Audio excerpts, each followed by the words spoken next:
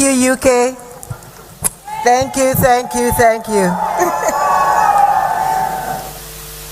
Your Excellency, the President of the Republic of Ghana, honorable ministers of state, and members of parliament of both Ghana and the UK,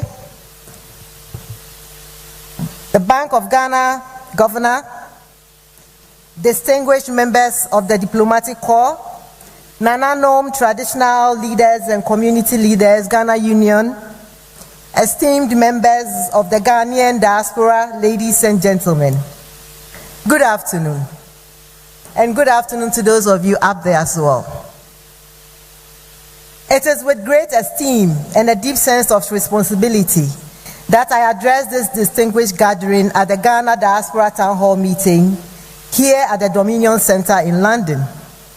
The high-powered presence of His Excellency, the President of the Republic of Ghana, ministers, senior state functionaries, and business leaders at this engagement is symbolic. It reflects a forward-looking commitment to strengthening the relationship between the state and its citizens abroad, while affirming the indispensable role of the diaspora in national development. Mr. President, permit me, on behalf of the Ghanaian diaspora gathered here today, to extend our sincere appreciation for your leadership and your continued commitment to fostering inclusive national engagement beyond Ghana's territorial boundaries. Ladies and gentlemen, the Ghanaian diaspora occupies a uniquely strategic position within the broader architecture of Ghana's socio-economic advancement.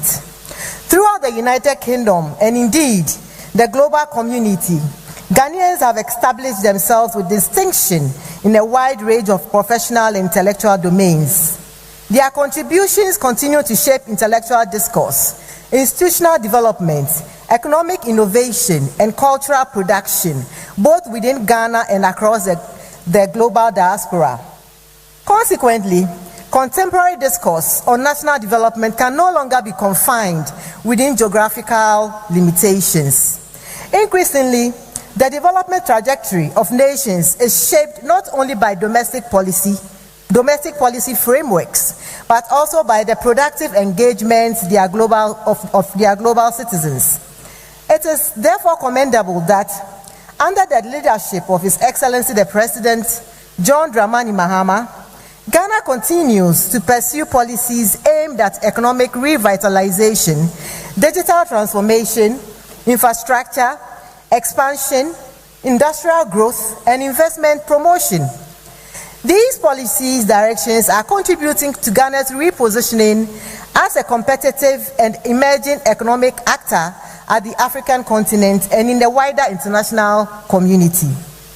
Particularly noteworthy is the government's emphasis on digitalization and institutional modernization, expanded access to public services, and improved opportunities for entrepreneurship and innovation. And equally significant are initiatives directed towards youth empowerment, educational advancement, healthcare improvement, and private sector development, all of which remain central to sustainable natural progress. Mr. President, the diaspora community deeply values the increasing recognition accorded to Ghanaians abroad as critical stakeholders in the nation's development agenda. Such recognition strengthens civic belonging and reinforces the principle that citizenship extends beyond physical residence. This recognition has increasingly found practical expression through the work of the Ghana High Commission in the United Kingdom, which continues to serve not merely as a diplomatic mission, but as a vital bridge between Ghana and its citizens and her citizens abroad.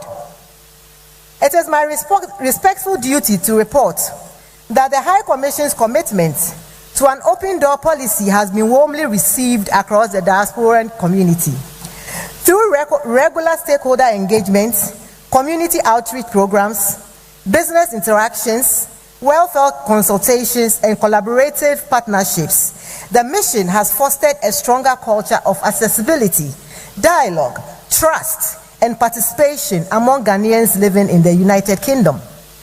Equally noteworthy have been the significant strides made in the delivery of consular services.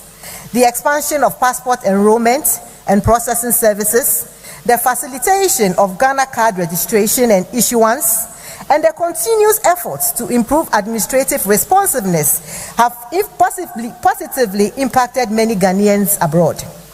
These interventions have brought essential government services closer to the people, strengthened confidence in our institutions, and reinforced the connection between the diaspora and the homeland.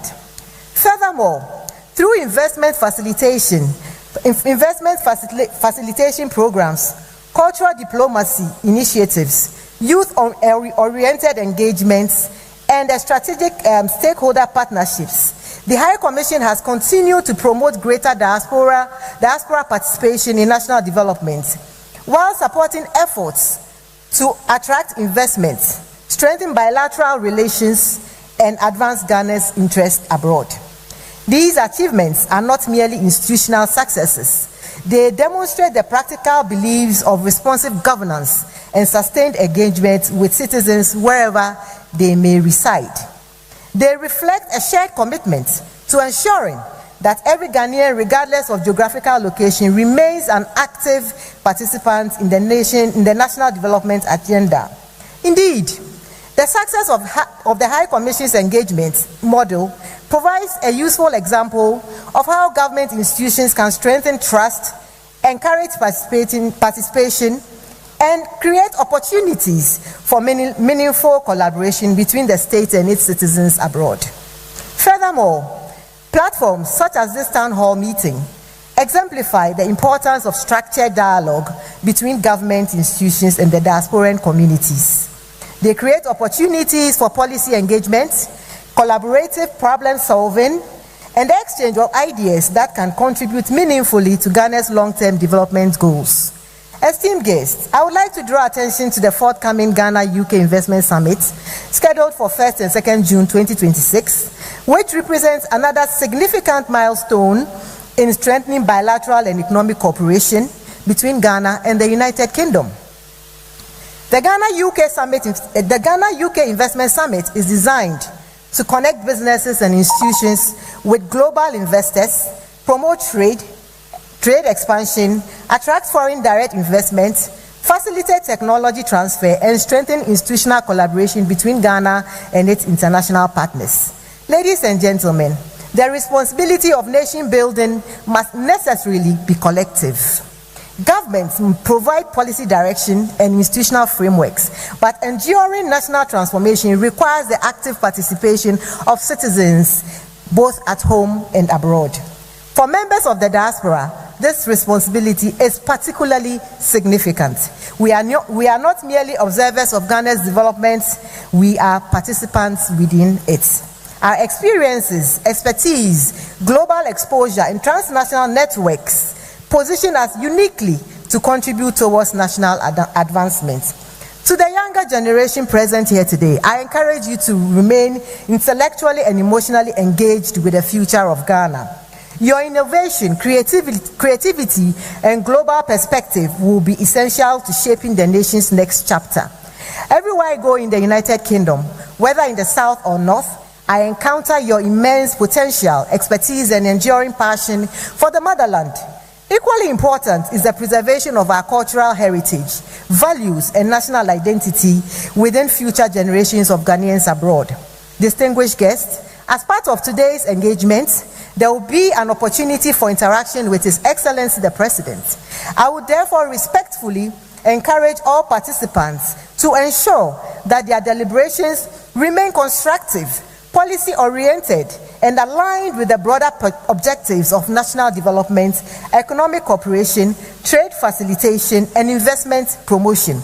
While individual concerns relating to passport processing, visa application, and consular matters remain important, I would respectfully encourage participants to engage the appropriate departments of the Ghana High Commission for specific administrative assistance, thereby enabling this platform to focus on substantive policy discussions and strategic national issues.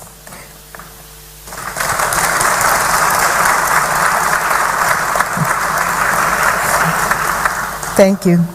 By maintaining this distinction, we will be better positioned to utilize this platform effectively for productive national discourse and meaningful engagement. And as we deliberate today, our discussions may move beyond rhetoric towards actionable partnerships, strategic collaboration, and sustained engagement for the collective benefit of our nation. In conclusion, permit me once again to express my sincere appreciation to Your Excellency the President, senior government officials. I see all my colleagues here, from ministers to governors to everybody, CEOs. Thank you very much for being here. And to all my fellow compatriots for honoring this gathering with your presence. Mr. President, your presence here today sends a strong message about the importance of the diaspora inclusion within Ghana's national development agenda. It resources Ghanaians abroad that their voices matter, their contributions are valid, and their partnerships remain essential to Ghana's future. May this engagement further strengthen the bonds between Ghana and its global citizens, and may it inspire renewed commitment towards the advancement of our beloved nation. May God bless us all, may God bless the Ghanaian diaspora, and may God bless our homeland, Ghana. Thank you.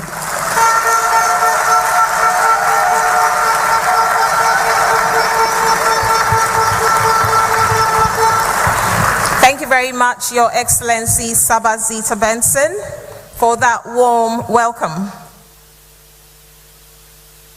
We're especially delighted to be joined by leadership from our host borough here in North London.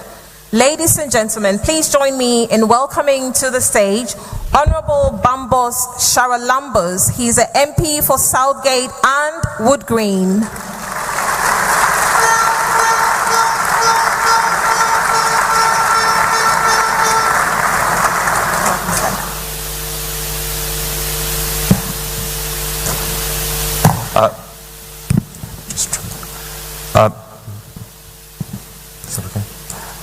Mr. President, Your Excellency, High Commissioner, distinguished guests, parliamentarians, and esteemed members of the community, welcome to my constituency of Southgate and Wood Green, and I should say, Akwaba.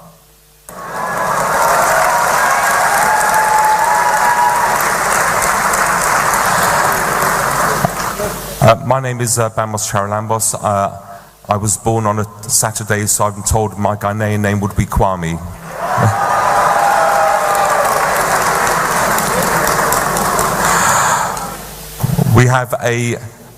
We've had a long-standing positive relationship with Ghana. Ghana got its independence in 1957. In that time, we've had huge partnerships, strong relationship with Ghana, both in trade, both in cultural relations, and obviously with the amazing, vibrant community we have across London. And we have many incredible Ghanaians who have done incredible work in the diaspora. And I just want to acknowledge my friend and fellow parliamentarian, Abena Apong-Asore. Abena, would you mind standing up? Abena is the Member of Parliament for Erith and Thamesmead, and she's also the first Member of Parliament of Ghanaian heritage to become a minister in the UK government. Well done, Abena.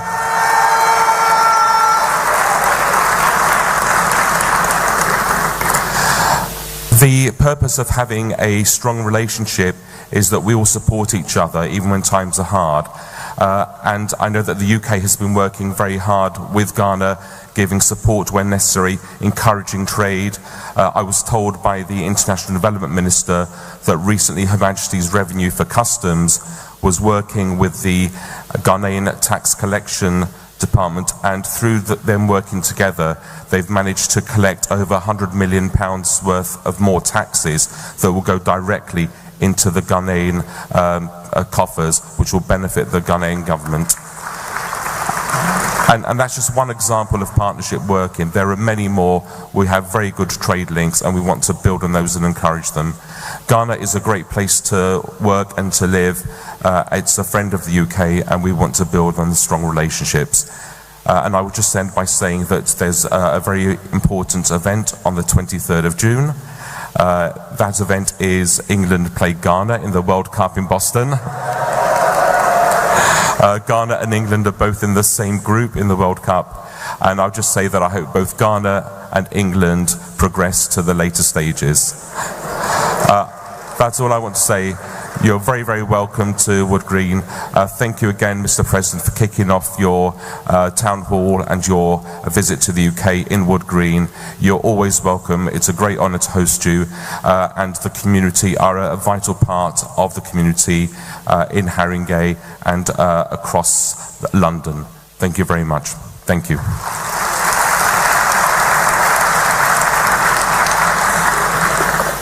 Thank you very much, Honourable Kwame.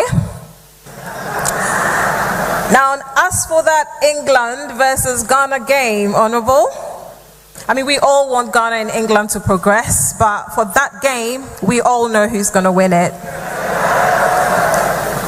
I'd now like to invite to the stage, ladies and gentlemen, Her Worshipful, the Mayor of Haringey, Councillor Dawn Barnes. Ladies and gentlemen, a round of applause for her.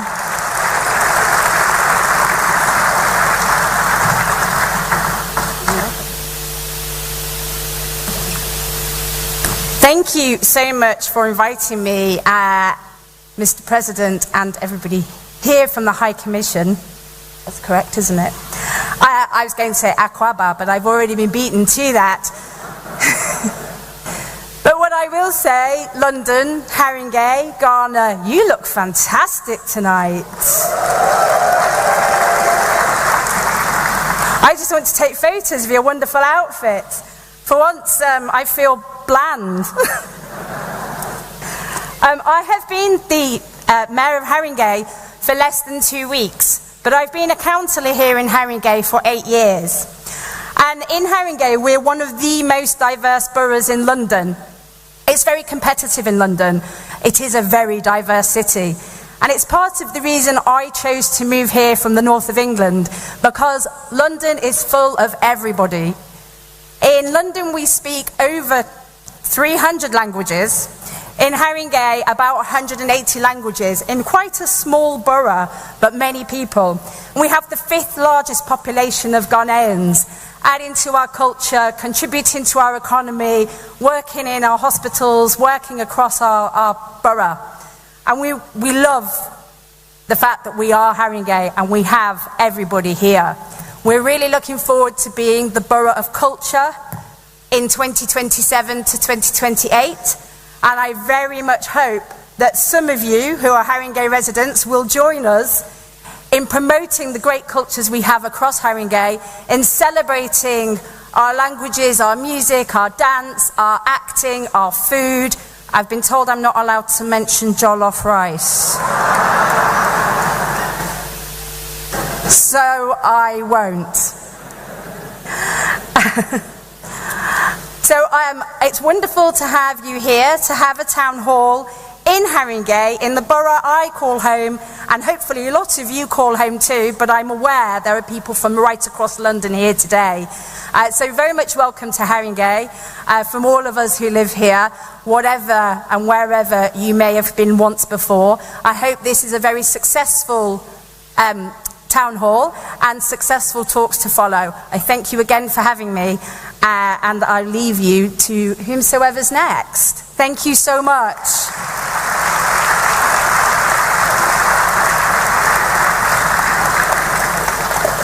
Thank you very much, Madam Mayor. Please feel free to mention jollof rice anywhere you go. But before you do that, we will invite you to a special Ghana Jollof party. And then after that, when you mention it, you can tell them Ghana Jollof is the best. Ladies and gentlemen, we have in our midst some ministers of state from Ghana here to support His Excellency, the President. They will be supporting him during the Q&A session. But for now, please join me to welcome some brief remarks from the Minister for Trade, Agribusiness and Industry. She's also the Member of Parliament for Techiman North, Honourable Elizabeth Ofosu Ejari, to deliver her remarks. A round of applause, please.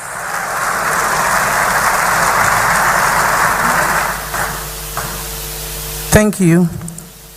Madam Mayor, anytime you are beating to Akwaba, you also have Obake, so you can learn that one. Your Excellency, President John Dramani Mahama, colleague ministers, High Commissioner, MP for Southgate and Wood Green, the Mayor, distinguished traditional and community leaders, esteemed diaspora community, good evening. I'm excited to be at this gathering of proud Ghanaians who continue to lift the Black Star high and have become the envy of the world. We say, Ayeko, you left home, but Ghana never left you. And today, under the leadership of His Excellency John Dramani Mahama, Ghana is calling you back as partners in the transformation that is already underway. In 16 months, this government, under the visionary leadership of His Excellency the President, has done what many said would take years, and this resonates through what my other colleague and other speakers have highlighted earlier. As part of the reset agenda, the Ministry of Trade and Industry has been aligned to trade, agribusiness and industry, to lead comprehensive reforms to reduce the cost of doing business, attract investors, rejuvenate manufacturing, and address administrative bureaucracies for a thriving trade, agribusiness and industry sector. Your Excellency, ladies and gentlemen, I'm proud to announce that the manufacturing sector of our country is expanding, with a number of companies increasing their processing lines, installation of new and modern facilities in the food processing, ceramic, beverages, steel, cement, garments, textiles, pharmaceuticals, automotive sectors, just to mention a few. These are being established across the country. It is becoming a norm that every quarter, the President of the Republic of Ghana is commissioning new industrial facility, which is positioning our country as the preferred manufacturing hub in our sub-region. The government is also committed to enhancing the patronage of made in Ghana products through deliberate and targeted policies to expand local competition. Additionally, the realignment empowers the ministry to focus considerable attention and resources on attracting investment into the local production of high-quality raw materials in high demand, especially commercial contract farming for raw materials to feed our value addition to support the accelerated development program chaired by the Excellency himself. The results of this pivot toward value addition are already visible in our non-traditional exports. I'm excited to say, in 2025, Ghana's non-traditional export sector hit a record 5 billion, a 30.7% surge from the previous years.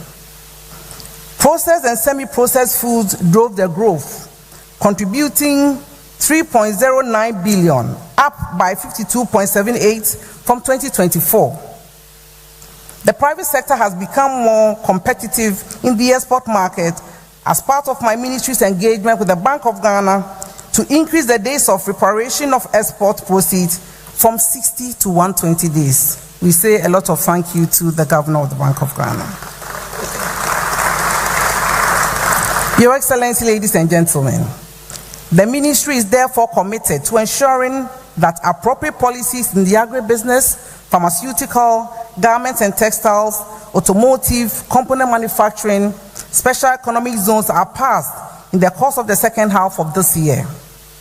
We have moved decisively to build a policy environment that investors require, including the passage of the Ghana Investment Promotion Authority Bill, removing minimum capital requirement for joint ventures and foreign enterprises, introducing industry-specific incentives, establishing an investor grievance mechanism, and codifying protection against expropriation with guarantee-free transfer of capital and unambiguous access to international arbitration. In fact, my mission this evening is very simple. We are inviting you to build wealth alongside our country by investing in the Ghana local market, where returns are very competitive and you are assured of a transparent and predictable business environment. I leave the rest for His Excellency. Thank you very much.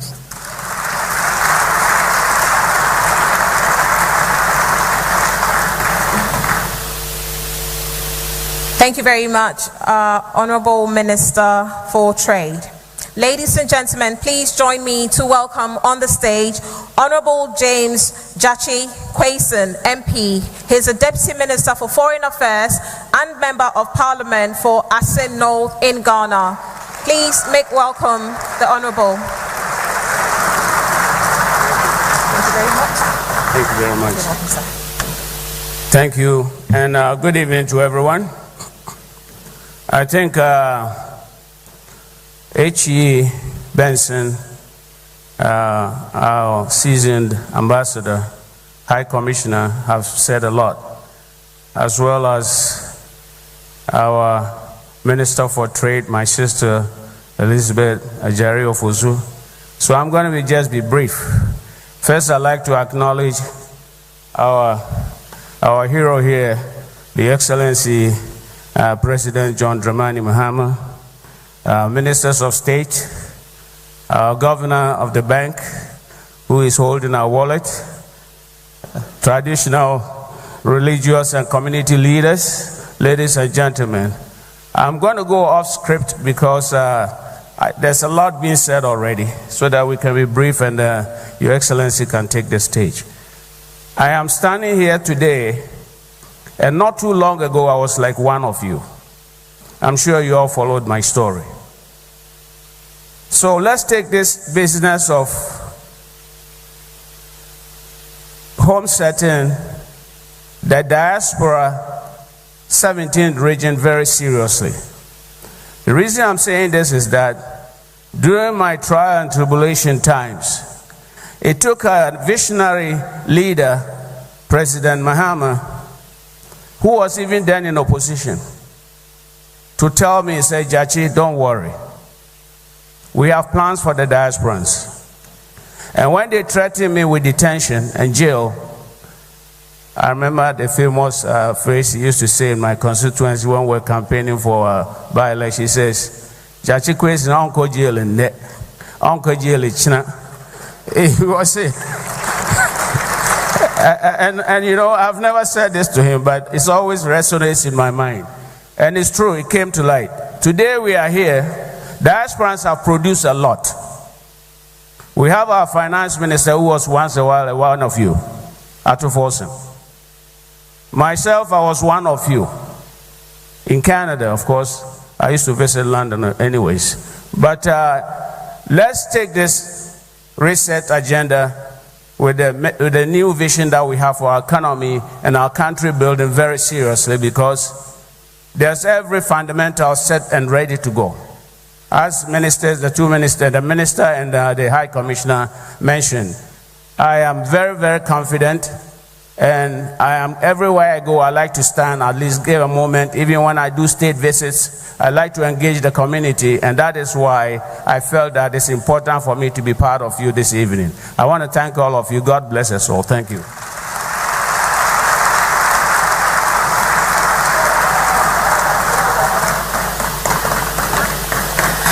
Thank you very much for that, Honorable Minister. Ladies and gentlemen, please make welcome the man that is making sure that our economy is taking along brilliantly. Ghana's Minister for Finance and Member of Parliament for Ejumako Eyan Esiam, Honorable Kesel Ato Forsen.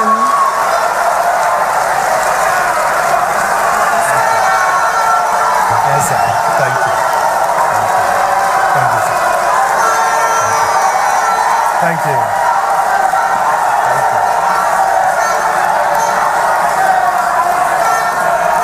Thank you.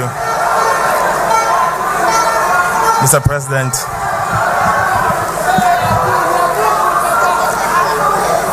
Thank you. Thank you. Thank you.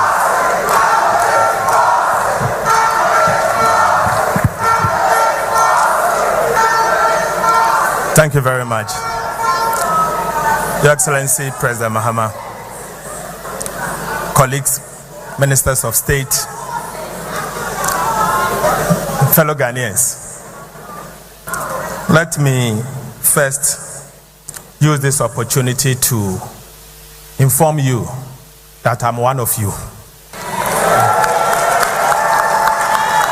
And London is a home to some of us.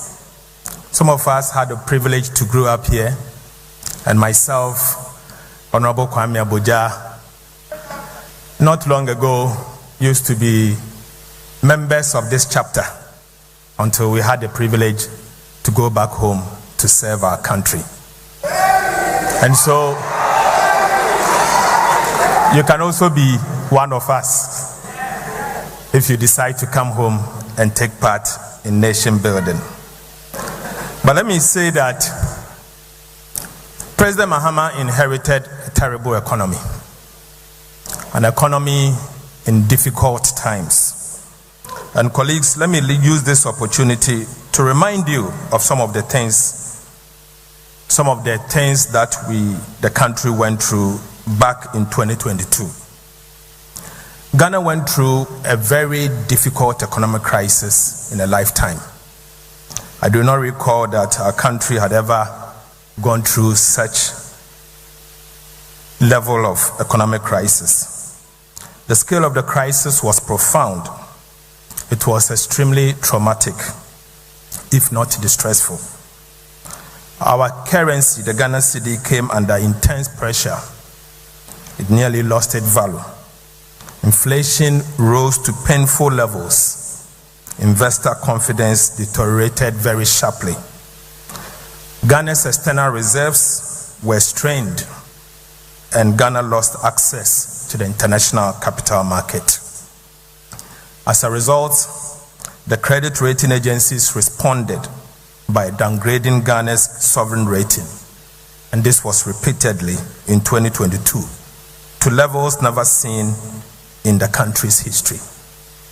In February 2022, Moody's downgraded Ghana to CAA1. In August, S&P also downgraded us to CCC+. Again, in the same year, August, Fitch also downgraded Ghana to CCC. And in September, Fitch again downgraded Ghana further down to CC. Finally, in October 2022, Ghana lost access to the international capital market, with Ghana's Eurobond spread widening to all-time levels of over 3,400 basis points. This further deepened the economic and financial crisis to the point that even the Ghana Cocoa Board was unable to secure a syndicated loan for the first time in over 33 years. Also, some domestic and commercial banks could no longer obtain external funding or establish even letters of credit, as international banks declined to confirm these instruments. But the good news is that today our country is back.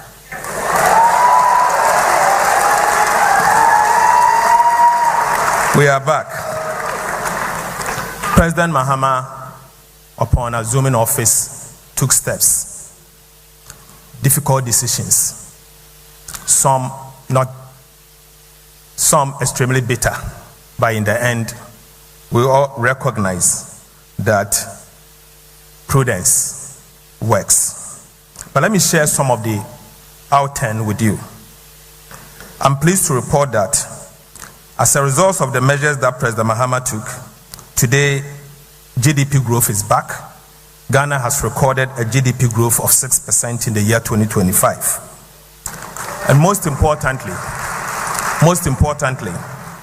non-oil GDP growth was 7.6%, the highest in 14 years. For the first time, Ghana's economy has crossed $100 billion United States dollars threshold, making it a fully fledged emerging economy.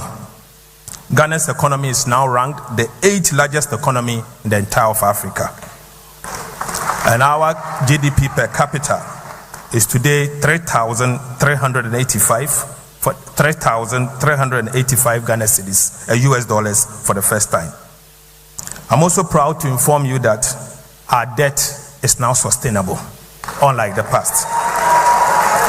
Ghana's debt today has moved from unsustainable debt to high risk of debt distress, and finally now to moderate risk of debt distress. Our debt to GDP has declined to now 44.7% of GDP, ahead of the target of by 2034.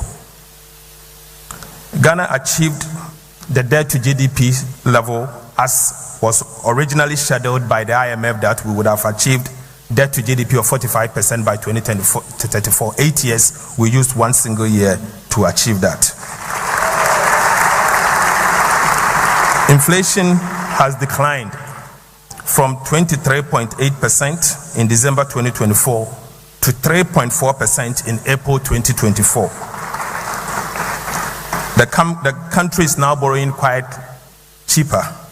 In fact, 91 days Treasury bill has declined by 2,300 basis points from 28.4% to now 4.8% in April 2026. Our 2-year, 3-year, and 5-year bonds are now trading at a range of 11 to 12% compared to 25% in previous years. Thanks to the central bank, the monetary policy rate has also declined by 1,300 basis points from 27% in January to now 14% in April. The current account balance recorded a surplus, and this is extremely important. We were seeing persistent current account deficit, but for last year, we saw a current account surplus of 8.3% of GDP in 2025. And this is programmed to achieve double-digit 10% plus by the year 2026, this year. But all of this point to something important. This result affirms that fiscal prudence and discipline always delivers results. And so, to you fellow Ghanaians, I want to assure you that President Mahama's administration is determined to ensure that the gains we have made so far are maintained and are sustained going into the future. Ghana is open for business. We welcome you. Come home and contribute.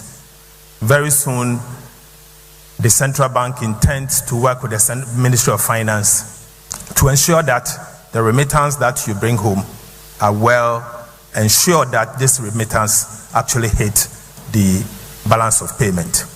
The governor informed me that last year the remittance amounted to over $7 billion United States dollars in 1 year. $7 billion United States dollars. And so we see you as an important partner. We see you as our brothers and sisters in the diaspora, and you still have a role to play in the nation building. Thank you very much.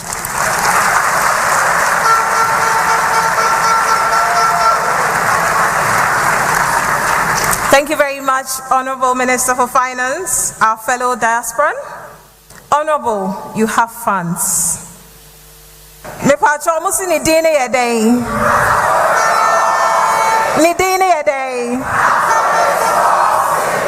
Ato is forcing. Thank you for all you do for our economy, Honorable. And thank you for appreciating the diaspora and our contribution to nation building as well. Ladies and gentlemen, what is a Ghanaian event without some music, a little rhythm, and definitely a little dancing, even if it's only in the shoulders? Before we proceed to the keynote address, which I know you're all eagerly waiting for, let's enjoy a performance from the Blema Cultural Troupe. A round of applause for them, please.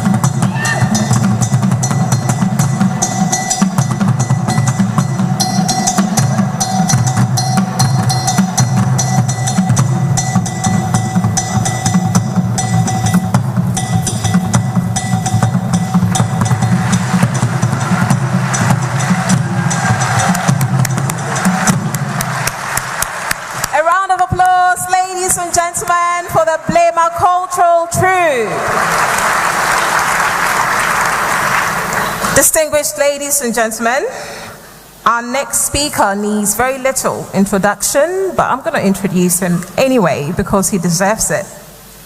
We're especially honored this evening to be joined by a leader whose service to Ghana has been defined by dedication, vision, and an enduring belief in the Ghanaian people.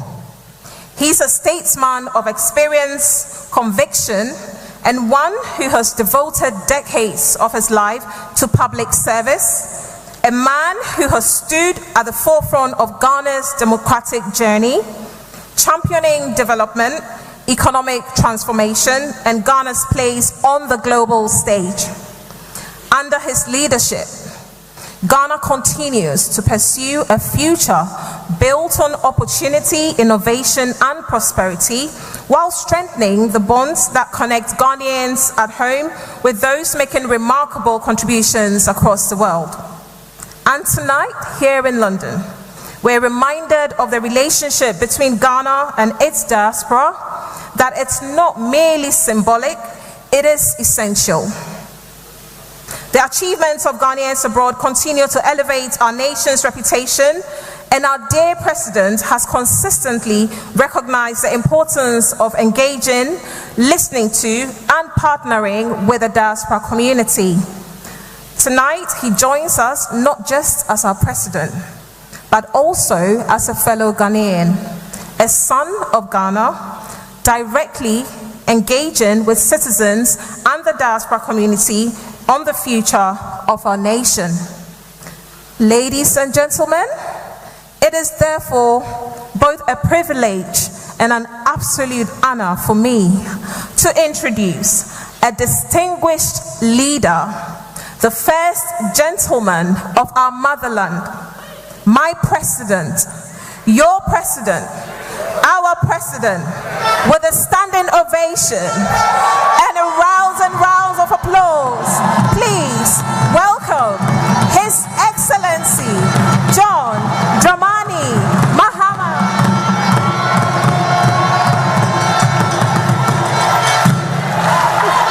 Thank you. Thank you very much. Kindly be seated.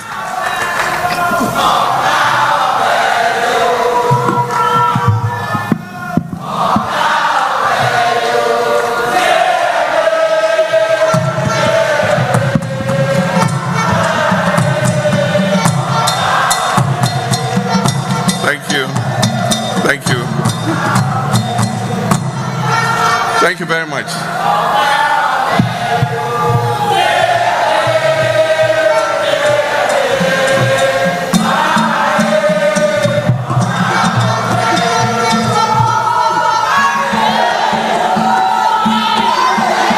Thank you. Thank you very much. Thank you very much. Let me proceed on the established protocol and salutations, but to acknowledge our Honorable Member of Parliament for Southgate and Wood Green, and also our Mayor of Haringey. We thank you very much for coming to join us. And if it makes you happy, MP, I was also born on Saturday, so I'm called Kwame. Thank you. Let me acknowledge our traditional rulers. Your regalia is so beautiful. It advances Ghanaian culture, and we thank you very much for coming. All our citizens, our senior government officials who have joined us, our very hyperactive High Commissioner in UK.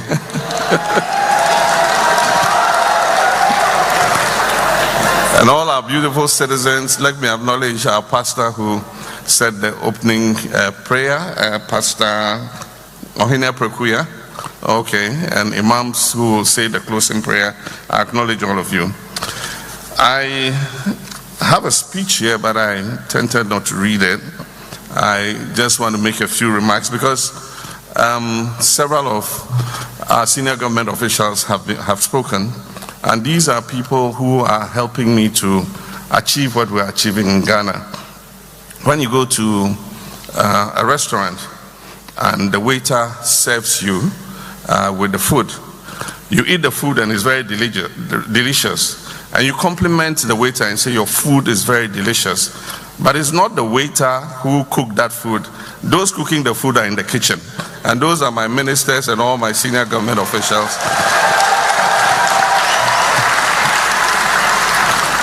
And so we share the honor together, we share the credit together, and in what we have managed to achieve. We have my Minister of Finance has spoken. I think Guzi has spoken. Governor of the Central Bank have spoken. The good thing is working as a team. If you can have individual talents, but if you don't work as a team, you don't achieve as much rapid progress as you should. But I'm happy to say that this government is working as a team, and we understand each other and we're working together. This visit is important, and we came mainly because of the UK Investment Summit. And so that summit will take place tomorrow, and I'm hoping that as many of you as possible can join us, because there will be more detailed discussions on what is going on in Ghana, what the investment opportunities are. The Ghana Investment Promotion Council is here, the State Housing Company is here. Indeed, so many of our chief executives of SOEs are here, and you get an opportunity to get more in-depth knowledge about what is happening. We'll also have a breakfast meeting with the UK Prime Minister Keir Starmer at 10 Downing Street to discuss bilateral issues. And then we also have the privilege of a courtesy visit to King Charles during this visit. We'll also have a lecture at Chatham House, and so those who are able to attend can also join us. And then we'll also give the keynote address for the Africa debates. And so it's quite a packed program. But as part of our accountability to the people, I cannot come to the UK without meeting our fellow citizens and sharing a moment with you.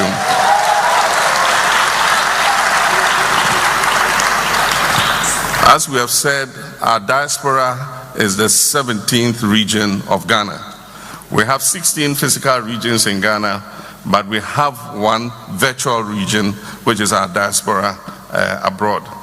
And I mean, it's obvious that you are critical to what we do, because, like the minister said, your remittances have reached the highest ever, above $7.8 billion actually last year. And I mean, I dare say that probably that is much larger than, many regions are contributing to the GDP in Ghana. So you deserve your position as the 17th region of Ghana.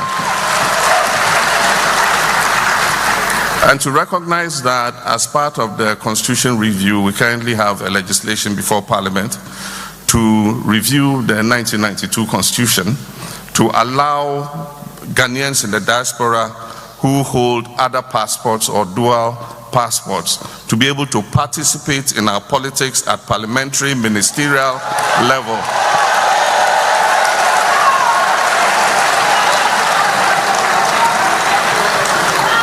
And I privately call it the Jechikwesin law, because of the tribulations this man went through. He almost ended up in jail, but I was confident that it wasn't going to happen, because I knew we were going to win the election and he would gain his freedom.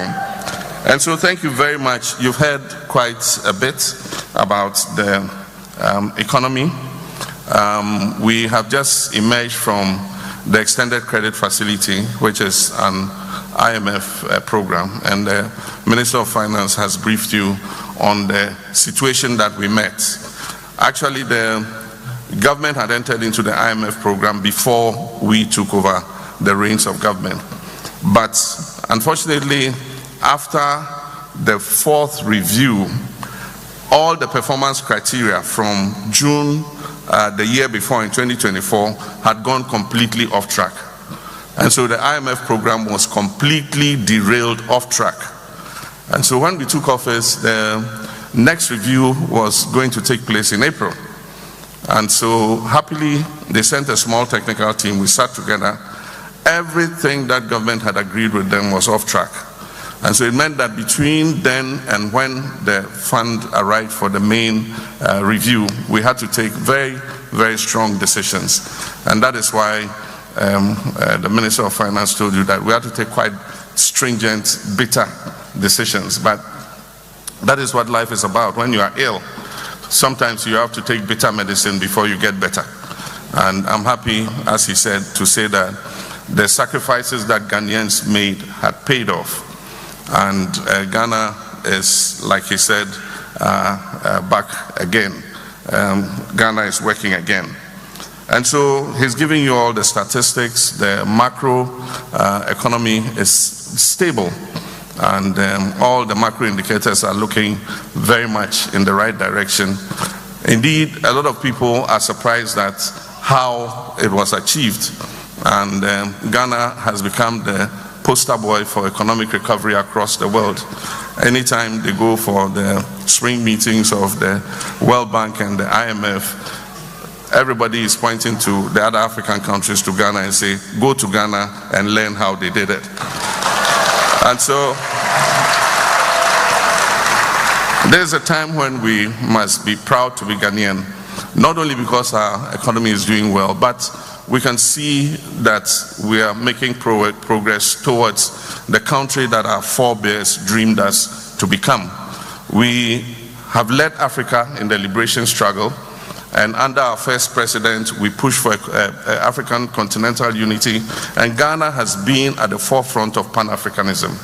And I must say that we have achieved our pride of place again at the forefront of Pan-Africanism. Recently, we went to the United Nations. The African diaspora and indeed Africans on the continent have been struggling over the issue of reparations for so many years. We became the champion of reparations and restitutive justice.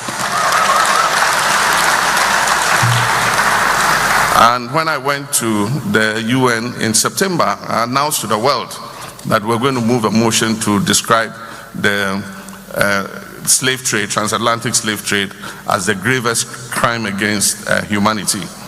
And we did that with 123 votes. A lot of people believed that there was no way we could garner that support, but we did.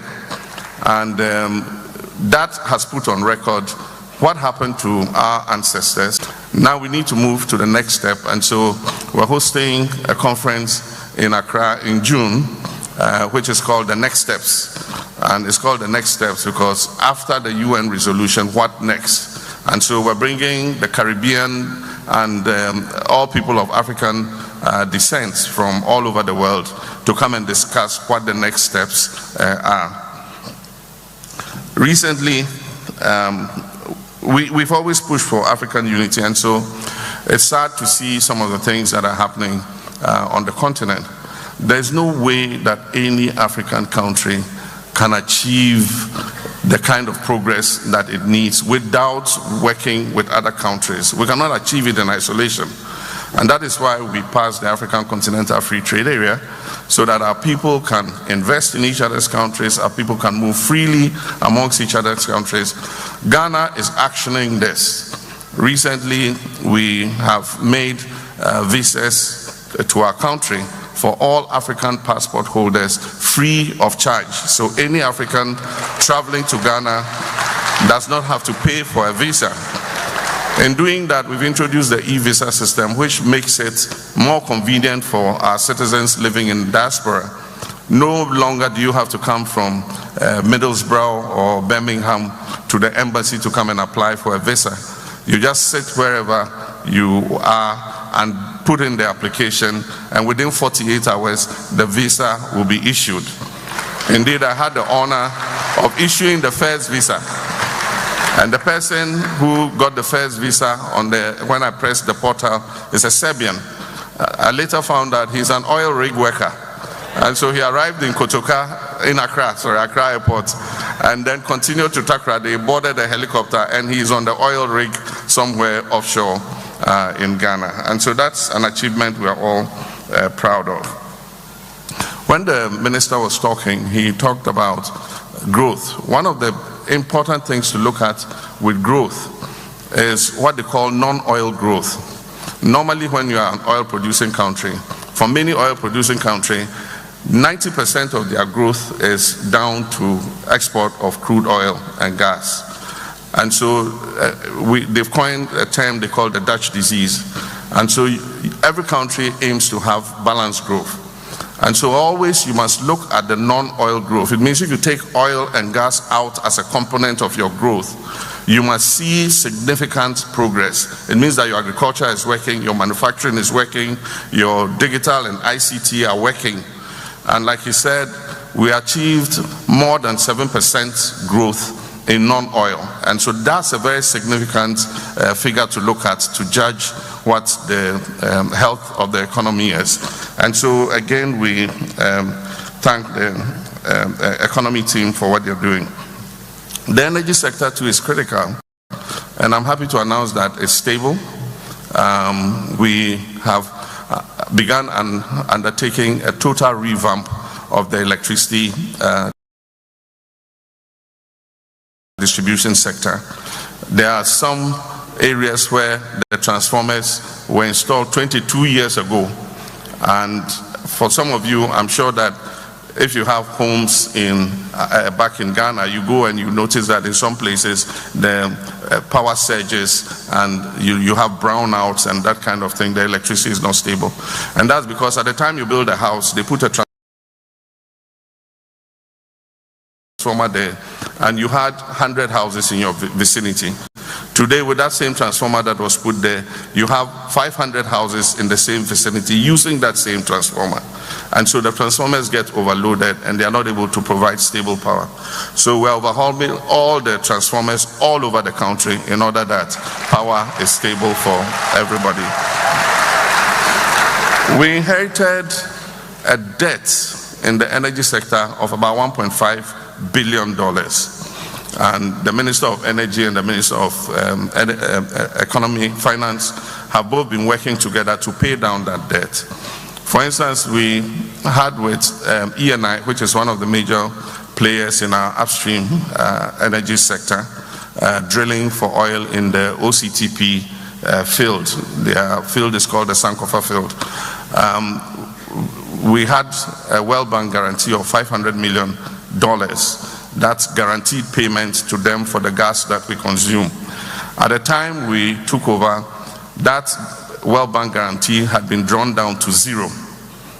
Today, through the hard work of the Minister of Energy and the Minister of Economy, we've built that World Bank guarantee back fully to $500 million. And so as a result of that, they have also expanded the amount of gas they are giving us, which we use to generate power. Recently, we've signed agreements with them and the Jubilee Partners. The Jubilee Partners, we've signed an agreement for them to invest another $2 billion in drilling new wells offshore Ghana in order to increase the amount of oil and gas that we produce. We've also signed with ENI to invest another $1.5 billion in the OCTP field to increase the amount of gas and oil that we produce. But there's a very interesting scenario. Normally, we produce the oil and we export it. And then we import finished products, or we import crude oil to refine. We are just about to make history again. We did it in my first term, but after we left office, it didn't continue. We are about to start to refine our own crude. And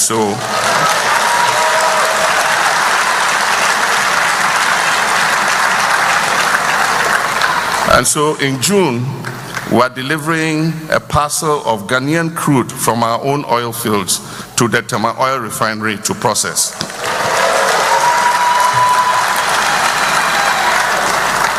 And that is what we call value addition, because we process, we mine ores like manganese, bauxite, and all the other ores, gold and everything, and then we ship them out to be processed by somebody.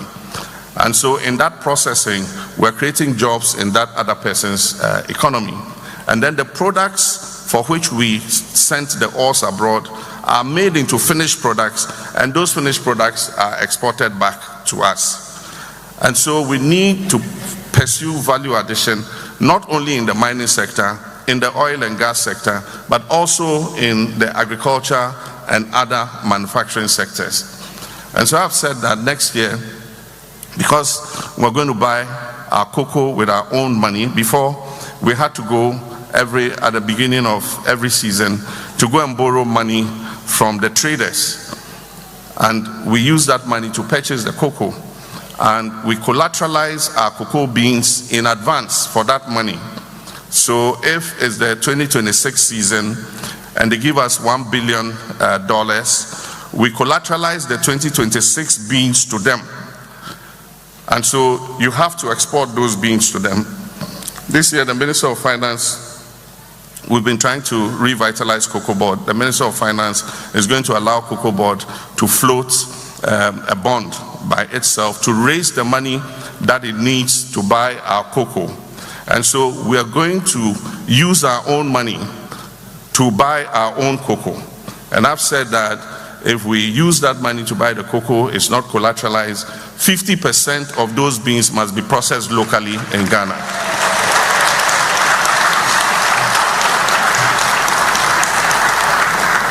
Because we export all those cocoa beans, and the grinding and the processing is done outside, and then the chocolates and cocoa powders and cocoa drinks are exported back to us.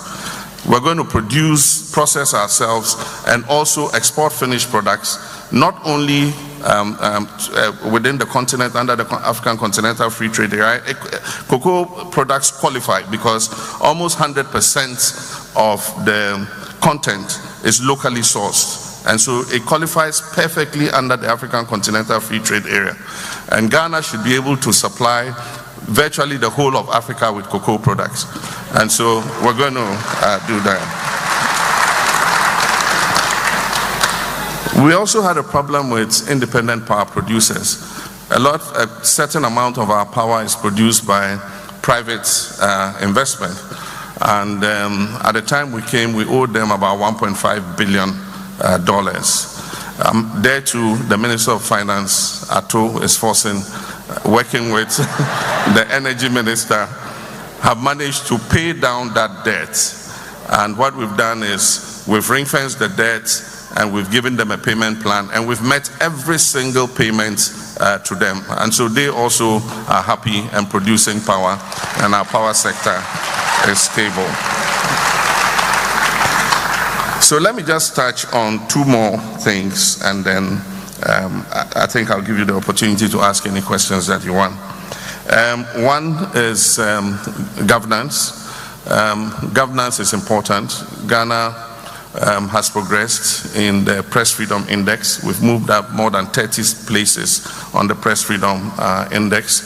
Our constitution guarantees freedom of association, freedom of religion and worship, freedom of movement, and I believe that we are quite well advanced in terms of maintaining those rights. We also are amending the Constitution. The Constitution has served us very well from 1992 to date. But a time comes when you have to amend it so that you make it a living document to be able to serve you for another 30 years or more. And so we set up a Constitution Review Committee, which took the work that had been done under Atta Mills by the Fiajo Committee, and then we also took the work that had been done under Nana Akufo-Addo by the Chairman's Abonsu Committee. And we gave these two documents to the Constitution Review Committee. They did a good job. They presented their reports, and government is finalizing its proposals in response to that report. Once that is done, the process for constitutional review will start. I don't want to bore you with the details, but there are many things that have been identified in there which will go to Parliament. And for those that are entrenched provisions, they will have to go for a referendum. That means all Ghanaians must participate in the referendum to decide what the constitutional review will be. With accountability, a lot of work is going on. We have about 36 active investigations, and we believe that if you serve in government, you must be prepared to be accountable, because the people put trust in you and give you that mandate to serve. and you serve at the will of the people. And so if you serve and you use public office and abuse the trust of the people, you must be held to account. And I've said that we must stop post-regime accountability. Often when things happen under one government, no investigations are done, government is reluctant to prosecute anybody. It takes the next government that comes to take the cases up and begin any prosecutions. And so I've told my people serving in government that the same accountability we're holding the past regime to. If you get involved in an abuse of trust of your office, we will deal with you in the same way.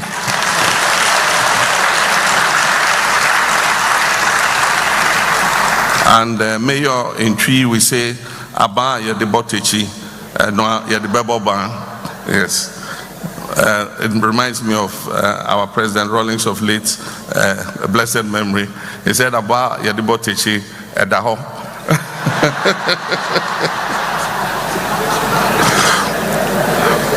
And so we're putting in place the structures, and the point is to do as much as possible to prevent corruption. And now technology allows us to be able to do that. The former digital budgetary platform we're using, which is the GIFMIS, is no longer fit for purpose, so we are upgrading it. That will allow us to see in real time how Ghana's money is being spent. And because we're using blockchain technology, if you go in and you put anything there, you can't go back and change it. And so if you put in a fictitious invoice, we will find you out, because once it goes in and it is queried, we'll come back and arrest you. At the port, we've introduced AI to help our customs officers do the evaluation. And so far it's working very well. Ato is a very happy man, because every day he gets the notification on his phone how much money the AI has saved him in terms of revenue leakages, and he sleeps well at night. You know, sometimes he forwards it to me when it's a record high. He says, President, look how much the AI saved us today. You know, so we're doing that. We're setting up audit courts. Every year you hear the Auditor General's report. Ghana lost 12 billion CDs from misappropriations and things. The Chief Justice has graciously set up audit courts. And so this time we're not just going to go to the Public Accounts Committee and say that this person misappropriated this, and nothing happens. After the Public Accounts Committee has looked at it, the Attorney General and the Auditor General are going to take out all the people who have misappropriated, and we're putting them in front of those special courts to either refund our money or proceed to Nsawam and go and catch some rest there.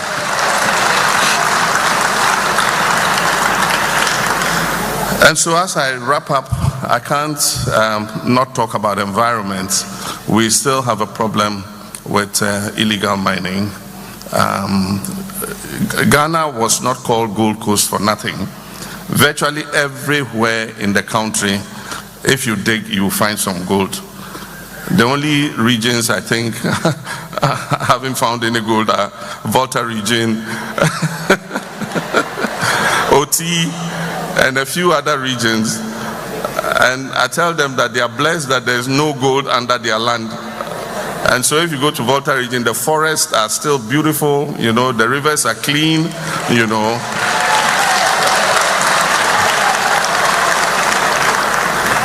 And so we won't give up the fight. Communities have become used to relying on illegal mining for their incomes. And so we have been in discussion. It is about what they call formalization of mining. Other countries have had the same problem, and they've been able to formalize their small-scale mining sector. Countries like Peru had the same problem as we had with people digging just everywhere. They managed to formalize it using exploration, using regulation. Now their geological survey is able to explore using some new satellite technology to be able to identify exactly where the gold is. And when that is identified and a lease is given, you have to do all the infrastructure work to prevent poisoning the waters or everything before you even put a shovel on the ground. And it has worked quite well for them. In our case, exploration is not done. They take a concession 20 kilometers square. They go to this corner of it, go and dig. Then they wash, they say, oh, bibi here. Then they go and dig here. Oh, there's nothing here. Then they go and dig here. It's like just shooting in the dark until they hit a vein. And then when they hit a vein, they just start digging and washing the water into the environment. And so our aim is to formalize, and that's why we set up the Gold Board. The Gold Board is not only to sell gold, it is also to invest in reclamation and also formalization of the small-scale gold mining sector. But in the meantime, we have the task force, which is called NIMOS, which goes around and confiscates these excavators.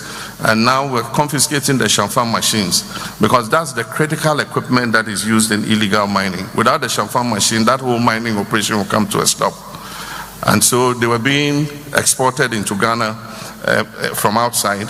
And we have identified the components that make the Shamfam machines. So at the port, we confiscate them and we destroy them so that they cannot use them in the illegal mining. We also are pushing for a greater participation in our resources. It is only natural. I mean, for many years, we have given out huge concessions to foreign companies. They come, they mine, after they finish, they just leave the scars of the mining with poor communities dotted around. And so we recently introduced what we call a sliding scale. The sliding scale goes from 5 to 12.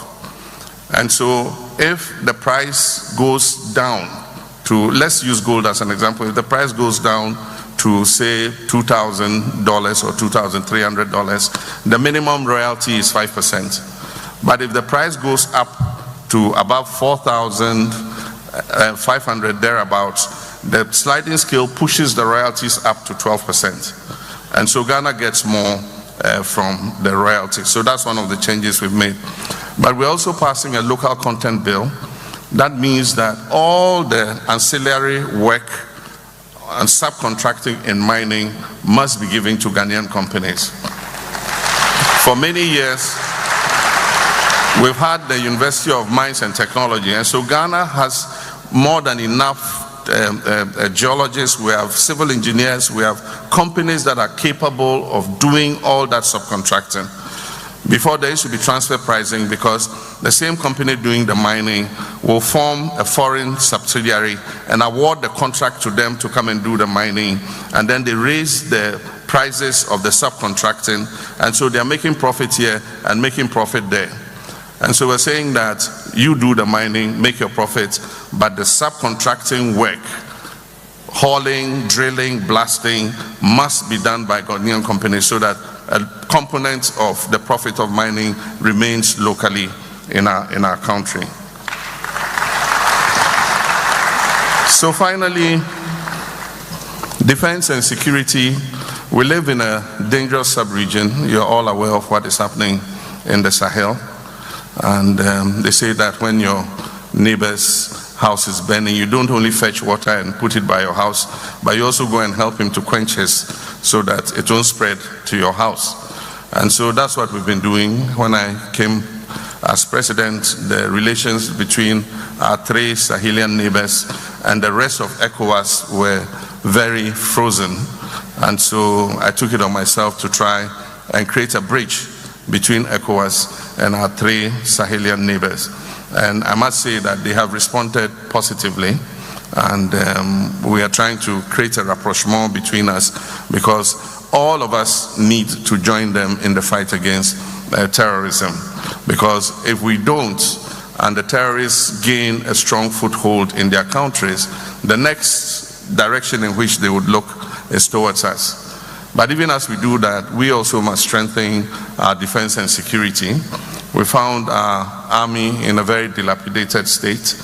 At the time I left as president, we had bought 3 new Casa 295 aircrafts.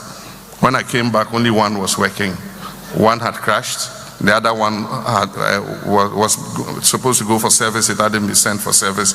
Happily, I made the finance minister deliberately the acting minister of defense.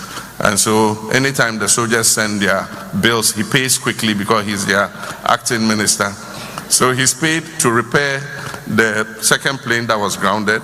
We had 4 helicopters, the MH17 helicopters. One of them crashed. When we came, only one was working, and 2 needed servicing. He has paid to repair them and bring them back into service. We are providing the armed forces with armored personnel carriers, APCs they call them. Also the police service, we've not forgotten about them. Recently we gave them armored cars. We used to expect them to go and fight armed robbers. And they go and fight armed robbers, highway robbers, sometimes using AK-47s, in thin-skinned vehicles. I mean, that means vehicles that are not armored. And so we're losing a lot of police officers because the highway robbers shoot at them. And I mean, I think in 2024 we buried about 16 police officers. Some of them died in robberies. And so, again, by the generosity of the Minister of Finance, he released some money and we bought them 40 armored vehicles. And you can already tell, because our roads have become safer, they do the patrols and they know that they are protected and that government thinks about them and their safety. And so they do more patrols and we're getting a handle on those delinquents who want to prey on our people. And so that also is going well. In foreign policy, we're collaborating with all our partners. We are friends to all, enemies to none. And we have special relations with everybody, the United Kingdom, US, France, Germany, Russia, Ukraine, Iran, Israel. Everybody is our friend. All we do is to tell them to stop fighting. The fighting is okay. Stop fighting so that we can build prosperity for this world. And so I want to leave it there and thank you very much for your kind attention.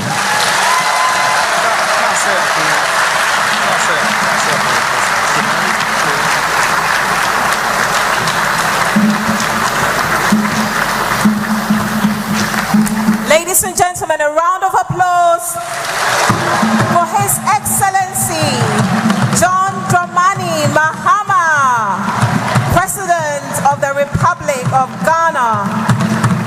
Thank you so much, Mr. President, for bringing us up to speed on the wonderful happenings in our country. Ladies and gentlemen, what a wonderful communicator we've got for a president. Do you agree with me? Do you agree with me? Let's give him another round of applause then.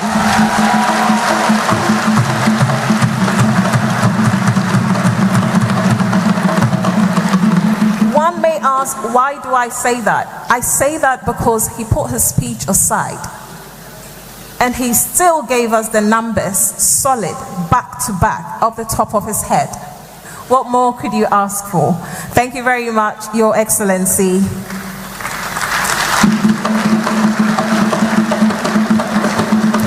He also did say it's a good time to be proud to be a Ghanaian. I certainly agree with him. If you're proud to be a Ghanaian today, just shout, Ghana to the world! Thank you very much, ladies and gentlemen. We'll now proceed to the Q&A session. Our President and his able ministers are all ears to listen to you and to answer your questions as well. As we engage, may I kindly remind everyone of the following. Please keep your contributions as brief, respectful, and it's also going to be limited to 1 question per person. If you go on for too long, unfortunately, I'll have to use my host privileges and cut you off. We also encourage everyone to focus on issues of national importance and avoid matters already being dealt with through diplomatic channels and institutional channels as well. we've got the privilege of having the president here, so let's not waste that opportunity by talking about issues that the Ghana High Commission can handle for you, for instance. We've got some ushers in the crowd with microphones. Can I see where the ushers are? Okay. Should we start then? We'll start from my left-hand side. Yes, if you just hand that over to the gentleman next to you, yeah. We'll take 4 questions for every round, ladies and gentlemen. Please state your name before you ask your question as well, and if you're representing an organization, please feel free to mention that organization as well. Your microphone is not working. Should we move on to the next one while you get that sorted? Okay, can we please move to the middle? Yes, please.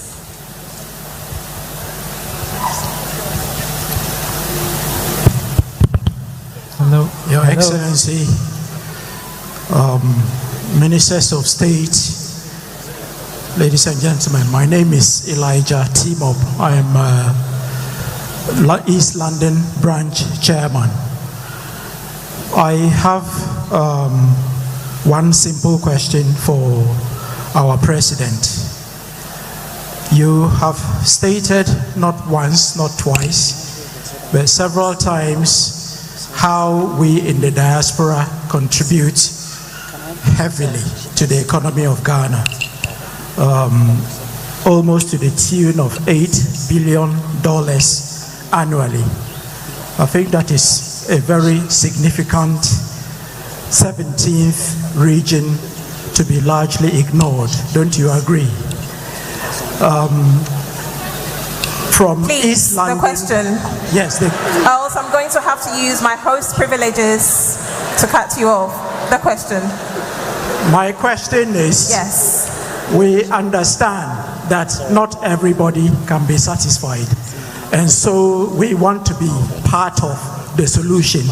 And so in East London, we have come up with a proposal to help create jobs as part of the 24-hour economy. Okay, let's come to your question, sir, please. Yeah, so my question is, respectfully, who would be the right person that we would send that proposal to? Because we send things and they just disappear. Thank you. Thank you very much, sir. Thank you. We'll go back to the first gentleman. Hello. On my left-hand side. Thank you. Hello, my name is Edwin Essel, a member of the Ghanaian community in the UK. Ladies and gentlemen, please, let's be quiet. Mr. President and dignitaries, we've talked a lot about transparencies and what overall, when the new government took over, we had so many stories about the cocoa board and misapplied funds, etc. My proposal here is, in the interest of transparency and accountability, why can't every single public institution be made to produce audited accounts every year? That will avoid all of those noises year after year. Thank you very much. No, one per person, please, respectfully. Okay. Thank you very much for your question. Okay, let's go to the right-hand side. Who's got the microphone on the right-hand side? Please. Yes, sir. Thank you very much. My name is George Echampo, and I represent Leeds Branch. I'm the communication officer for the Leeds Branch. Leeds is well known, a very vibrant one, very known by Excellency Mrs. Zita Benson. She knows Leeds very well. We are very vibrant.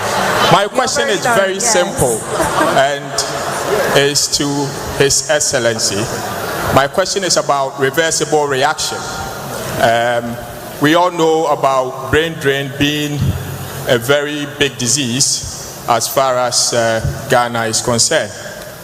Now, I'm asking what His Excellency and the government is doing about trying to sort of create a database so that people who are capable and the elite people of this of the diaspora can channel through it so that they will be known, and if there are availabilities for certain positions and certain jobs, it can be known. Thank you very much for your question.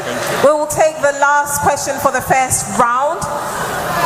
Let me look towards the back. The gentleman with the Ghana flag. Yes, hello. In the red hat. Hello. Okay. Your Excellency, my name is Anderson and I represent the Ghana International Supporters Union. I want to find out, I know Ghana is carrying supporters to the US for the World Cup.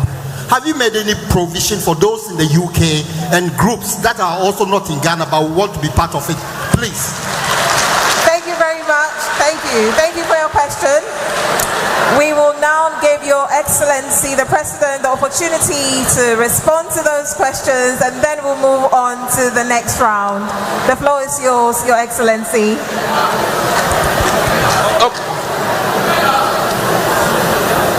Thank you very much. I think I'll just answer this round and remain here so that I don't have to keep going between my seat and this place. With regards to the first question, and that's the East London chapter, I'm proud to say that my Roads Minister, Kwame Aguja, was Vice Chair of the East London chapter. And Atufosin was a member of the East London chapter. And so there is evidence of many of our people coming back and being integrated into the system. Indeed, that is why we're doing what we're doing and amending the Constitution to allow you to participate at every level of governance in Ghana. Before, if you had dual citizenship or you were not exactly resident, you were cut out from participating in some aspects of Ghanaian life. But like we said, being the 17th region, you must be free to be able to come home and participate. And normally what I say, this links with the issue of brain drain, is that when I go, I don't tell our citizens, come back home and come and work. You must do it strategically. Relocating can be very shocking. I've seen people just pack their bags, I'm going home. And they get back home and in a year they are so frustrated, that they virtually pack and come back. And so take your time, look for what you want to do when you get back. And you can even start it, and make sure that it is, being grounded before you relocate.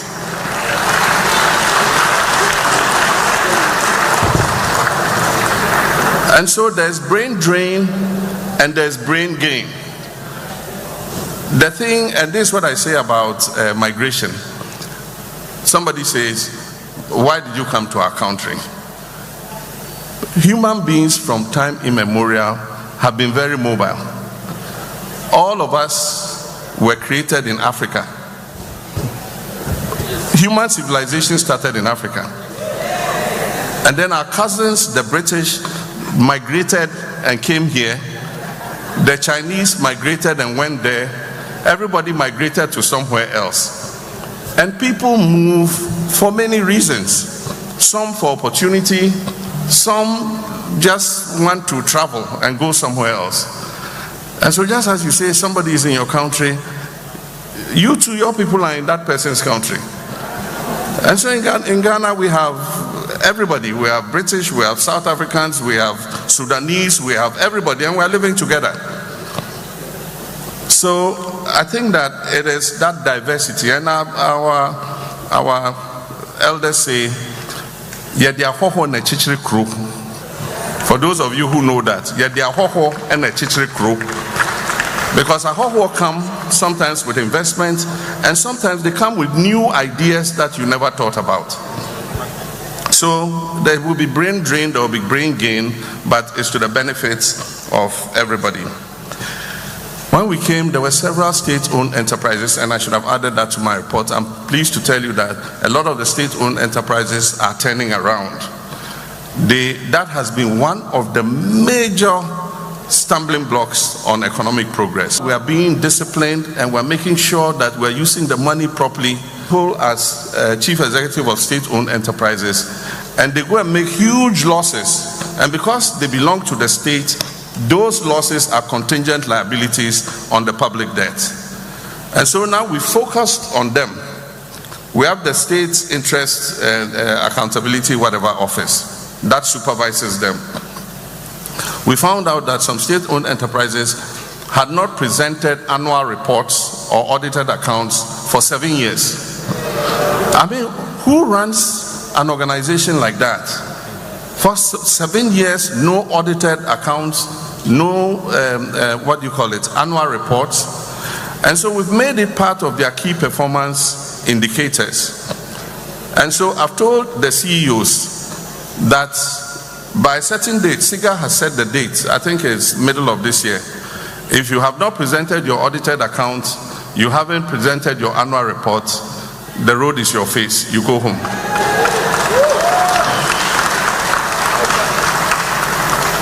And so we're bringing that discipline back, and I'm happy to announce that several of the state-owned enterprises have even gone from loss-making to profit-making. At least I know National Buffer Stock announced a 60 million Ghana cedi profit for the first time in years. And there are several others who, after balancing their account, think that they've made a profit instead of a loss. But we still have to look at the legacy debts that they have incurred. With regards to the Black Stars, it will be difficult to take our supporters from other domain. We are restricted because of the nature of this particular World Cup. It's being held in 3 countries. And we're playing our first match in Canada, and then moving to Boston, from Boston to Philadelphia. And the cost of transporting, feeding, accommodating each supporter is, beyond our means. We say we are being fiscally disciplined. We cannot, spend our money in that manner. The cost approximates for each person to be fed, accommodated, transported, and all that, to watch the games, tickets, and all that, is estimated at almost $11,000. And so, how many can we take? So, we're concentrating mainly on the supporters' unions. They have a tradition of following the team to different places. They've been here to the UK, they've been to Germany, and they are registered members of the supporters' union. But what we're doing is we are procuring tickets for Ghanaians in the diaspora who want to attend the games. And so if you want to attend the game, you will get a ticket to attend the game. And so we have organized our chapters, our Ghanaian citizens in Boston, in Philadelphia, in Canada. And so the tickets that we have purchased, we would give to them to be able to watch the match. If any of you want to travel across and get tickets, I think that there's a way we can manage for you to get tickets to watch the games. Thank you. Thank you very much, Your Excellency. We'll take the next round of questions, and thank you for the advices and the nuggets of gold you dropped for us. You've told us that when we want to move back home, we have to do it incrementally, not the big bang. Yeah. Yes, thank you. Next round. Can the microphone please be brought to Nananom in the front, please? Who has the microphone? Can you kindly, just one question from Nananom for now, please. You haven't got a woman yet. Oh, okay. You go, sir. All right. Mr. President, first of all, thank you for coming. And my name is Nana Pimwuswansa, Ahinemahine of Yamwasin, and representing the Omahine of UK and Ireland as well. First of all, we have to thank you for bringing us our first female High Commission to the UK. She is doing amazingly well. So we thank you. Mr. President, one of the major pay deaths in Ghana is accident. The way accident is causing death, if I'm not scared, I think it will be number one or number second of untimely death in Ghana. And whenever I'm talking about this particular issue, I become so emotional because my only mother who raised me passed away through road accident. Okay. We just got a message that you are going to do an express road from Kumasi to Accra, which is one of the main roads causing and losing a whole lot of life in Ghana. Mr. President, we just want to hear from you. Is this just one of the campaign promises or just a promise to the Ghanaian, raising our morals high, or this is coming to be a reality of life? Thank you. Thank you. Thank you. No, sorry. We're going upstairs. No, Mr. President. Please cut the mic 1 second. Topping up of what he said. Okay, please. let's top up. My name is Nana Amolu Jamfua Debra, standing as a Santa for him, UK and Ireland. This is just a proposal, Mr. President. Our king said Kumasi and Accra Road, a proposal to the 24 hours economy, which we are interested in. Honorable Gustitano is here. Please, why can't we start the 24 economy at Kumasi and Accra Road? Thank you very much, our Queen Mother. Thank you. Ladies and gentlemen, we need some gender balance here. Well, our Queen Mother has spoken, but the President reminded me that we haven't yet had any questions from any of our ladies. Let's go upstairs. Who has a microphone upstairs? My name is Dr. Ren. Greetings to... Hold on, please. Hold on. Let's have some decorum here, please. We're taking a question from upstairs first, please. Good Is there evening. a microphone upstairs? Yes. Okay. Good evening, Your Excellency, my dear lady, Mrs. Zita Saba Benson. My name is Dr. Ren. Mr. President, I've been in the security for many years here in the country. My question is very simple. How do you balance cost savings with national security considering when choosing a travel on commercial flight? I ask this because just recently we saw Shatawale in town. He came with a private jet.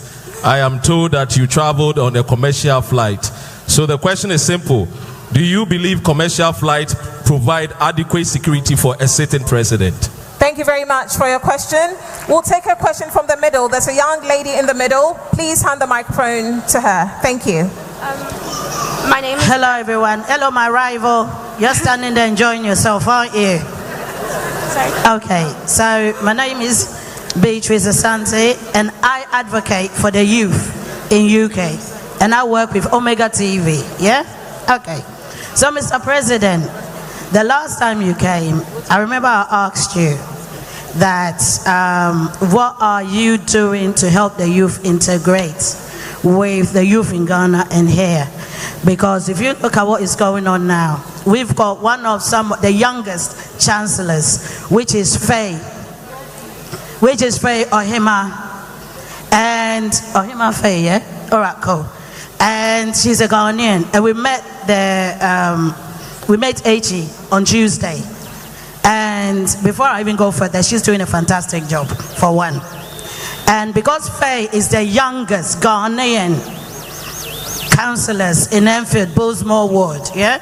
They've got so much ideas, which I always advocate because I'm first generation, they're second generation. How do we intend to support them so that the skill set that they have, they can actually push it forward? Because we've got even Miss Ghana, which is Shadell. And Shadell just came from Ghana, and she's actually helped. And I keep saying, my genre is to support the youth. So how do we, the Ghanaian community, intend to support them? Thank you. We'll take a last question before His Excellency responds. There's a young lady in the aisle, in the middle. Kindly hand the microphone to her. Thank you.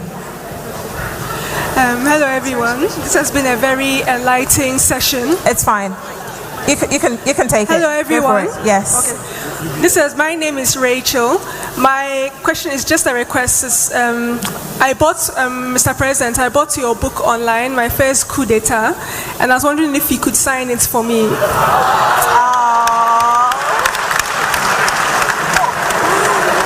Okay, so that brings us to the end of the second round of questions. Let's allow His Excellency to respond. Let's take the question from the young lady in the middle aisle. Please do not take the microphone away from her. Thank you. Yes. Thank you. Yes. My name is Bevelyn. I'm 18 years old, and my question is, my name is Bevelyn. I'm 18 years old, and my question is, how does Ghana plan to attract more foreign direct investment in a way that ensures that there's no resource crowding and displacement of domestic businesses, especially as a young person with future business ambitions? Thank you very much. Thank you for your question.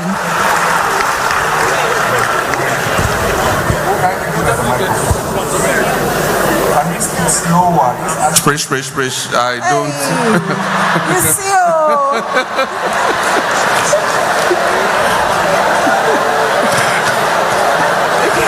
Take your time. Speak slowly. Please do it one by one. Thank you. My name is Bevelyn. I'm 18 years old, and my question is, how does Ghana plan to attract more foreign direct investment in a way that ensures that there is no resource crowding, so like raw materials, like employment? Oh, there's no resource. Yes.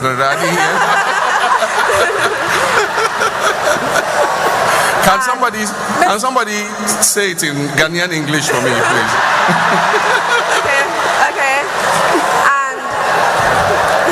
I heard, how do we attract foreign investment? So that something from the rest of us so that the foreign businesses don't take away a lot of resources like jobs or like labor or resources. Yeah, thank you. And so that there is no displacement of domestic businesses. That foreign businesses come and they provide like cheaper products, like I don't want to name some names, but they provide cheaper resources, and this displaces a lot of local businesses who might have more high cost of production. Thank you very much for your question. Thank you. Let's allow His Excellency to respond to the second round of questions, ladies and gentlemen. I think I'll start with Nana's question, and he spoke about accidents. Yeah, many of us have lost relatives or through accidents, or they've been permanently injured and disabled because of road accidents. Now the main reason is multiple. There are many reasons for it. One, our licensing regime is a problem.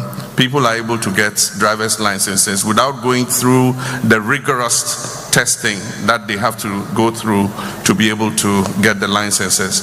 And then the second one is also the road infrastructure. Ghana has maintained the old road infrastructure that was left us by the British. And these roads were single lane highways. And so you have one traffic going in one direction and another coming in the other direction. That is a recipe for accidents, because wrong judgment in overtaking leads to head-on collisions. And so we have taken a decision, and I'm happy the road minister is here under the big push. Major roads, that is our busiest roads, are being dualized. And so you would have 4 lanes, 2 lanes on one side going in the same direction, and 2 lanes on the other side coming in the same direction, so that the issue of single lane overtaking and collisions will be a thing of the past. And so the Accra, Winneba, Mankasim, Cape Coast, Takrady Road, which is one of our busiest roads, is being converted into a dual course highway. The Accra, Adan to Aflawo Road, which is another of our biggest roads, is also being turned into a dual course highway. But then the iconic one is the Accra Kumasi Expressway. And I'm pleased to inform our traditional ruler that work has actually started. We've given the 48th Engineers Regiment of the Ghana Army the contract to clear the roadway, and they've started. As I was leaving Ghana, they had cleared 51 kilometers of the road. And that new road is going to reduce the traveling distance between Accra and Kumasi from 270 kilometers to 198 kilometers. So one is going to be shorter, and two is going to be a 6-lane expressway. So there will be 3 lanes going in one direction and 3 lanes coming in the other direction. And in all the major towns, it's not going to go through any major town. It's bypassing all the towns. If you get to Asamankesi, there will be an off-ramp. You go on the off-ramp, you come under the bridge, and then you go to Asamankesi. If you get to Akimoda, you go off the off-ramp, and you go to Akimoda. If you get to Ofuasi, who's from Ofuasi, you go off the off-ramp, and you go to Ofuasi. If you get to, what do they call it, Bosomtri, you go off the off-ramp, and you go to Bosomtri. So it's not going to go through any major urban development. And so you won't have people selling bread and other things along the road.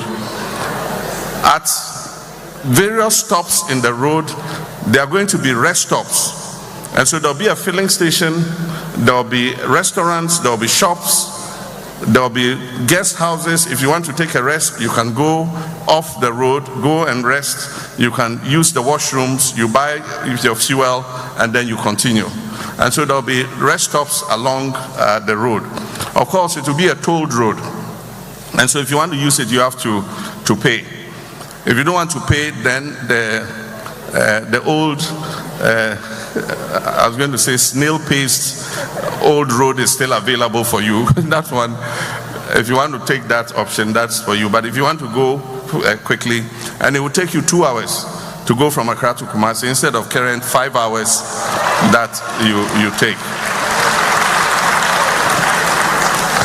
And so I believe that working on the road infrastructure will reduce the accidents, but we also are tightening the licensing regime so that people who go behind the steer, we know, have the capacity to take people from point A to point B. With regards to the 24-hour economy, and I'm happy Guzi gave you a brief on it. We've passed the 24-hour economy authority bill. It's become an act now. I signed it into law.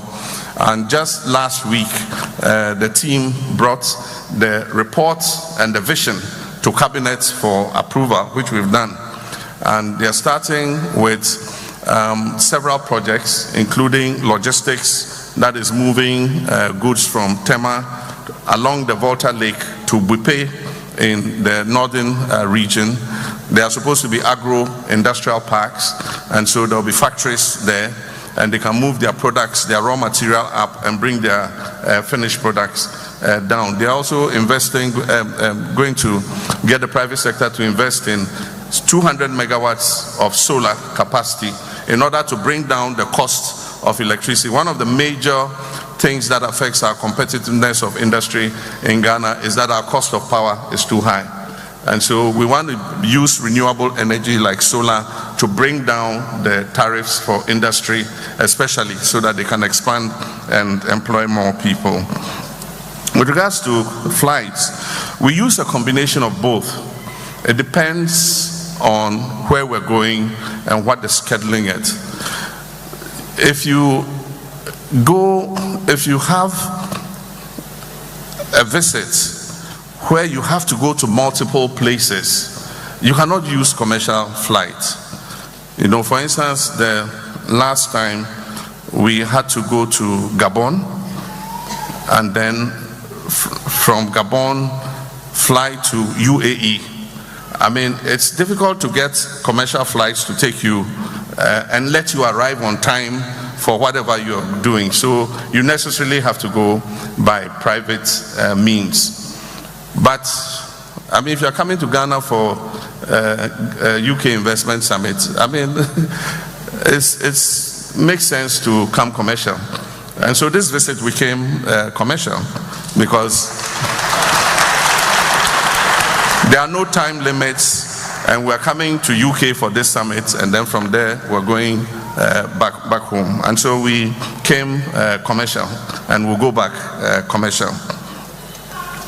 With regards to youth in government, I'm pleased to announce that this government probably has the youngest average age in the history of the Fourth Republic. If you look at our CEOs, our ministers, if you strike the average age, we have the youngest government in the history of our republic. And I'm glad to say that they are doing a very efficient job. They've proven that young people are capable of doing it. They are capable of working for the interest of the people. And I'm proud of all the CEOs and others who are working as part of my team. We, as part of the constitutional review, are considering reducing the age limit for Parliament and for the presidency. The Constitutional Review Committee recommended 30 years, but I think the government's position is for 35 years. And so between 30 and 35, we have to make a decision, but Parliament will decide. But I can tell you that there are very young people in government, and of course Parliament doesn't have any limits on age. You can go into Parliament even at 25, 26 years, but the main limit is for presidential, for president or vice president, and that we want to reduce to 30 years or 35 years of age. And so I believe that young people are taking part in what is happening in Ghana. If you go into the digital and fintech space, you'll be surprised at what the young people are doing there. You know, the fintechs, and they're just 18 years, 19 years, 20 years, you know, average age just around 20. And they have taken to the technology like ducks to water, you know. And so youth are actively participating in Ghana's economic progress. And I think that we can link up with them to see how they're doing. With FDI, the Ghana Investment Promotion Center has removed the limit on how much you need to bring into the country before you can come in and invest. We want to open up the space for as many people as possible. So any of you who want to invest, or you have investors who are coming, before you had to come and show physically $1 million before you are giving the privileges to invest. Now you don't need to put up that capital. And so it's open, free, people are invited to invest. We don't have any restrictions on where you invest. The only area is in small retail business. That is an area reserved for Ghanaians. Small retail business like corner shops and things. We don't expect that somebody will come from outside and come and open a container shop on your street corner. That is reserved for Ghanaians, and so that's the only restricted area. But otherwise, everywhere else, anybody who has foreign direct investment is welcome to bring their investments into Ghana. Thank you very much, His Excellency. We'll take the third round of questions. Oh my God, a sea of hands. Let's go to my right-hand side. Thank you, sir. Please state your name. My name is Kweku Adams. I'm Associate Professor at the University of Bradford. I represent the Ghana Scholarly Society as the president. There are a lot of scholars overseas that do great research that do not get used, do not get unnoticed. I want to find out how much is the president willing to work with the societies, scholars who are doing research, cutting-edge research in solar energy, land reclamation, blockchain technology, that we can use? Is there a budget to support some of these activities or research that we do so that we can together inform policy going forward? Thank you. Thank you very much. Thank you. I'll take one from the back and then we'll go upstairs.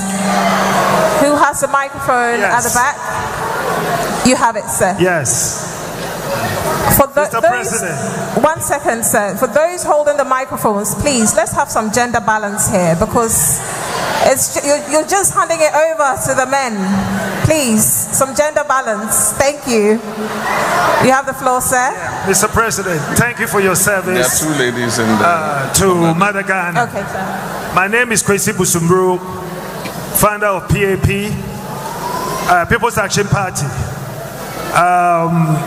My question to you is about Akosomo Dam. The dam was built between 1961 and 1965. We are now running, it was 1,000 megawatts, but right now we're using 2 turbines generating less than 200 kilowatts. We have the biggest dam from Ethiopia, the Renaissance Dam, that cost 5 billion to build, and they have 16 turbines that is supplying all over Eastern Africa and the Horn of Africa. My question is, during your speech, you made mention of the fact that you've just paid 1.5 billion of debt by the previous government on electricity. So if Ethiopia used 5 billion to build 16 turbines, that is giving them 5,000 megawatts of power, which is something that they don't have to do anything of buying crude oil or gas to power their generation for the next 50 years. Akosomo Dam is over 50 years old, and most dams, when they are 50, it's either you blow it out and build a new one, or find the alternative. But the alternative we have in Ghana about gas and light crude oil, I think is past itself by the respectfully. What are you going to do about maybe learning a thing or 2 from Ethiopia? Thank you very much, sir. Thank you for your question. 1 second. There are 2 ladies in the middle. I'll choose one of them can have the microphone. The one with the fan. Kindly hand the microphone over to the lady with the fan. Thank you.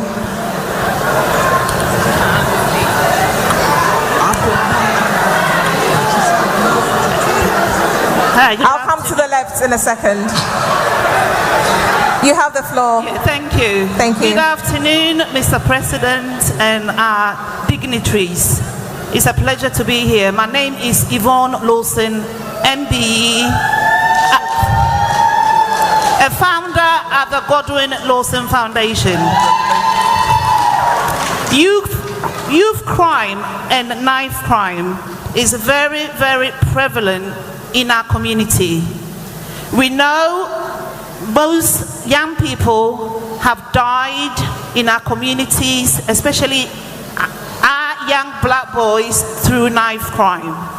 As a campaigner, we know there are lots of issues, root causes to these issues. Root causes such as school exclusion, lack of opportunities, and lack of employment. I would like to know from Mr. President what your policies will be to support organizations like ourselves to ensure that our children in the UK remain safe. Thank you for your question. Thank you. We'll take one from upstairs, and then our High Commissioner will take one as well. Well, she'll respond. She'll answer the question. If we can have a lady from upstairs. Yes, please. So our High Commissioner will respond to the last question that was just asked.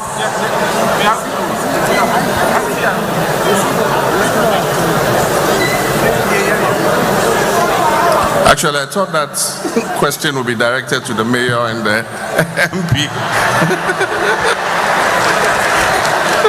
Thank you. How to protect our children from youth crime? Yeah, we hear about it and we feel very saddened. I mean, there are all these knife stabbings and things. And I think it's unfortunate. You diagnosed it yourself. You said exclusion, opportunity, and things like that. So I think that those are issues addressed within UK. Every country has its peculiarities. We also have issues with youth crime, but they don't. I don't think stabbing and things are predominant. But we also have issues with drug addiction and things like that. Yes. Okay, so let's. I thought you had somebody up there. Let's take upstairs. There's a lady that had a microphone upstairs. Please go for it. You have the floor. Please speak up. Your name and your question. Please be brief.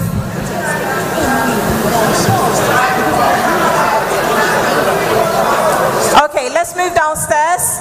Please hand the microphone to our uncle over there. Yes, yes, please, yes. You have the floor, uncle. Which of them? My name is Ade Sawyer. I'm retired now, but I remain a community activist. I have some concerns, too, but I would ask one question, and I will let the president take the concerns away. I'm happy that the High Commissioner has invited us to this meeting to come and engage with the leader of our country. I've listened to some of the ministers, and whilst it looks like the metrics are going in the right direction, the optics do not look very good. Every year there's perennial flooding. We have not been able to solve that problem in the city of Accra, our main city.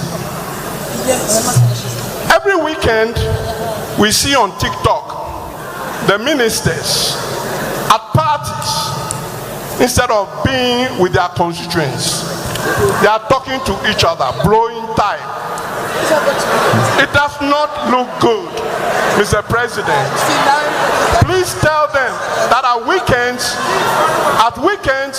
they should go back to their constituents and find out what it is that the people of Ghana need. Thank you very much for your question. And now my concern. Up to last week, we had a perfectly legal system that criminalized people with homosexuals. We have now decided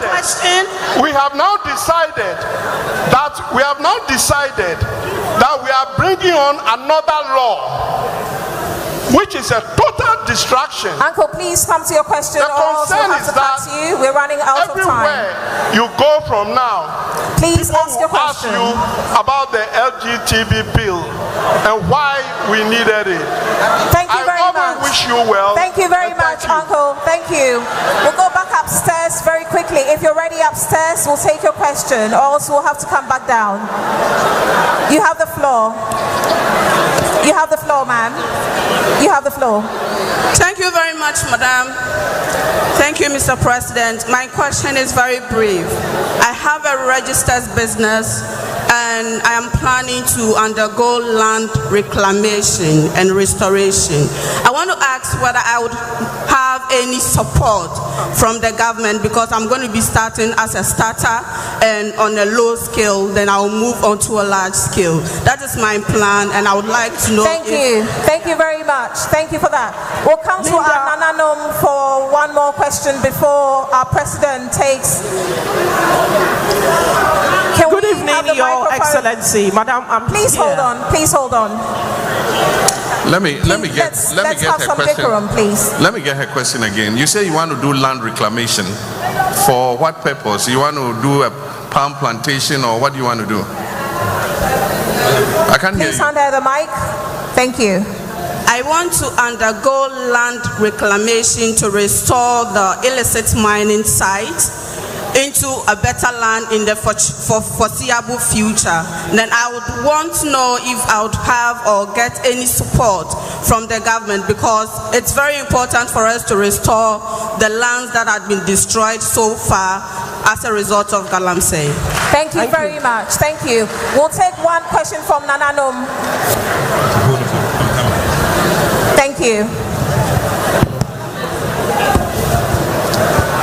Mr. President and State Ministers, we welcome you all back to the UK. During your speech and that of the Minister, you made an assertion that we have a lot of people in diaspora putting a lot of money into the Ghanaian economy. We have been here, we've produced professionals, so much so that we are also here giving birth to our children and nurturing them here. The problem we have is we've had the situation where our children are being cultured by the Western culture. The question I have here is the London Progressive, which is an association of all the institute chiefs and kings over here. Actually, my name is Nana Ajenim Boati.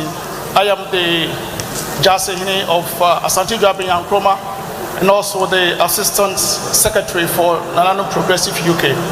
Our question is this: whilst we grow our children here and we're trying to integrate our culture into their living, we are trying to ask the government,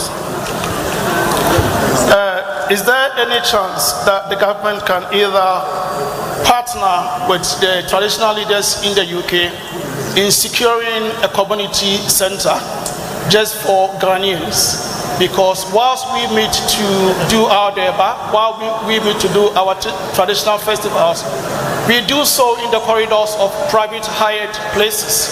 I think it's about time the Ghanaians can call one of our own.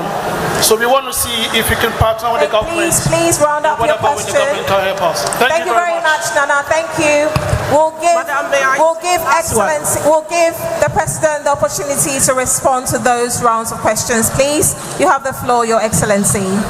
Thank you very much. I guess the first question was about research and how we integrate research into our economic progress.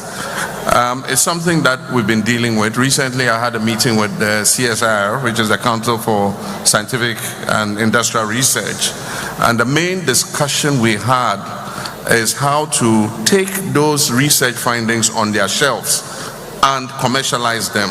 And so the Minister of Trade, Agribusiness and Industry has linked the CSIR with industry. There are some successful researchers that have carried over into commercialization. For instance, if you wanted to eat fufu, you had to go and get a pestle and a mortar and pound it.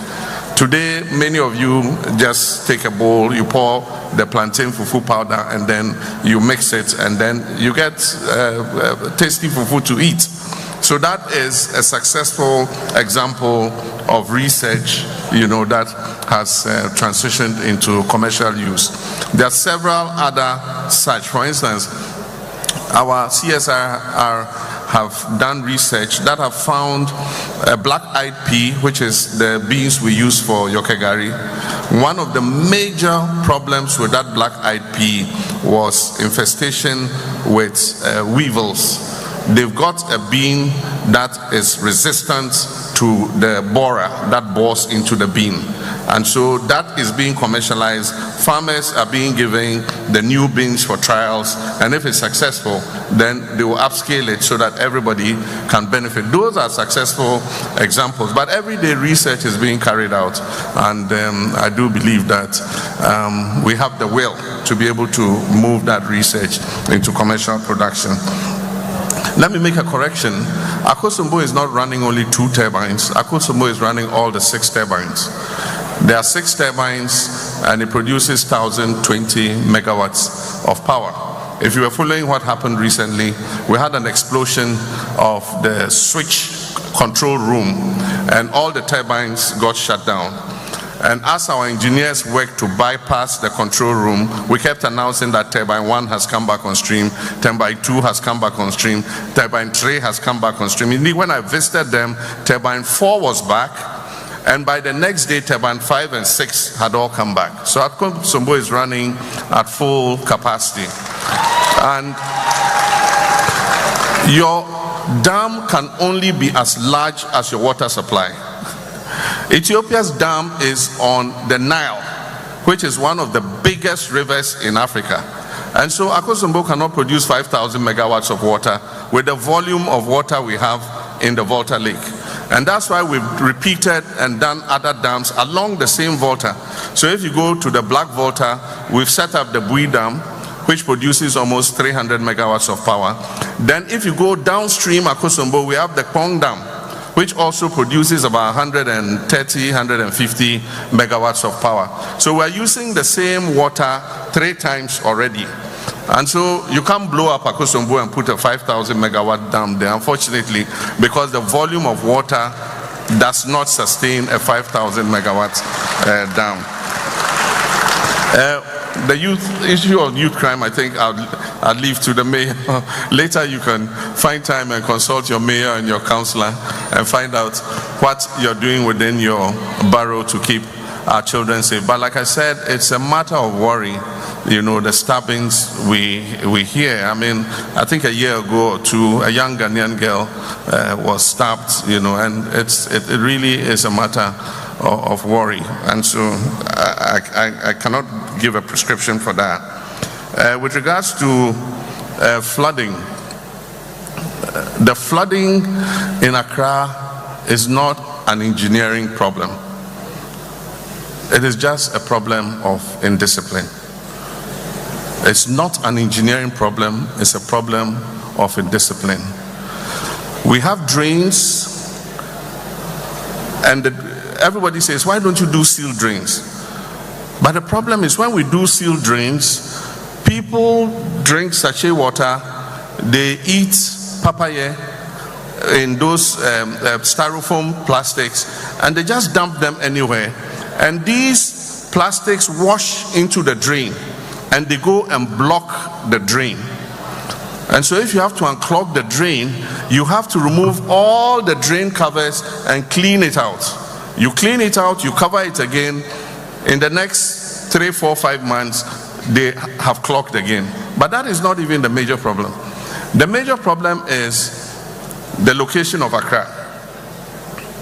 You have the Kwapim Mountain Range, and you have the Atlantic Ocean. Before people came to Accra, you had the Lafa stream, you had the Densu, you had the Sakumo stream, you had the Kole stream, you had the Odo stream. All of them were rainwater that falls in the mountains that flow through to the Atlantic Ocean. Then you come and build a city in the path of those streams. What do you expect the streams to do? And even if you build, leave the causeways. If you come to London, you see the canals in the city. If you go and build a house in that canal, where will the water go? It will go back into people's houses. Unfortunately, Nanan Misremu, our traditional rulers are selling plots in streams.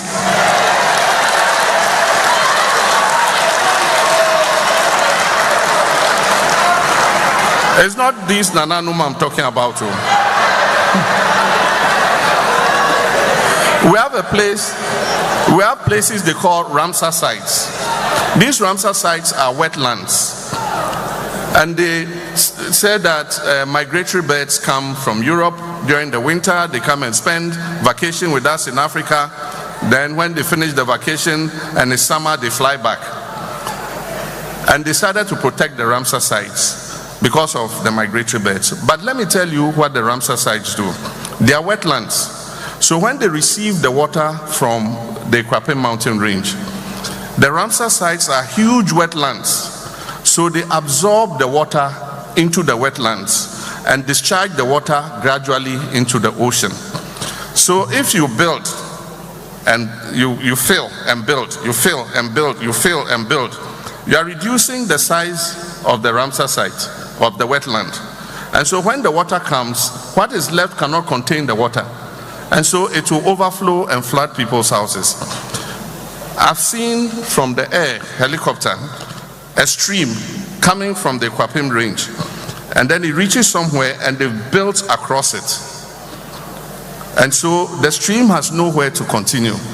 So it will flood your houses and flood houses of people behind. Now when government takes action and begins breaking people's houses out of the waterway, the same people will say, hey, that's our problem. And part of the problem is the local councils and the assemblies. Unfortunately, our councils are not working as good as yours. You will find a house in a waterway and somebody signed a building permit for them to build there. Look at the Weja Dam. The Weja Dam provides about 30-40% of Accra's water. It has a spillway, and every year when it rains, the water reaches a level. And when it reaches that level, they have to open the spillway, otherwise it can break the dam and cause destruction downstream. In the dry season, these same traditional rulers and Shikong Cheme, owners of land, will sell land to people in the spillway of the Weja Dam. And so you start building, and then when the rains come and they open the spillway, your house is flooded with water. And he says, why isn't government doing anything about the flooding problem? It's because you went and built in a place you shouldn't have built. And so we need, one, to punish those who signed the permits for that.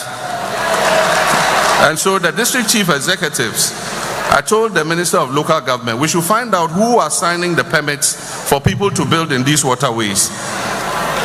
And my minister misspoke. She said we'll transfer them to the north. We're not transferring them to the north, we're sacking them.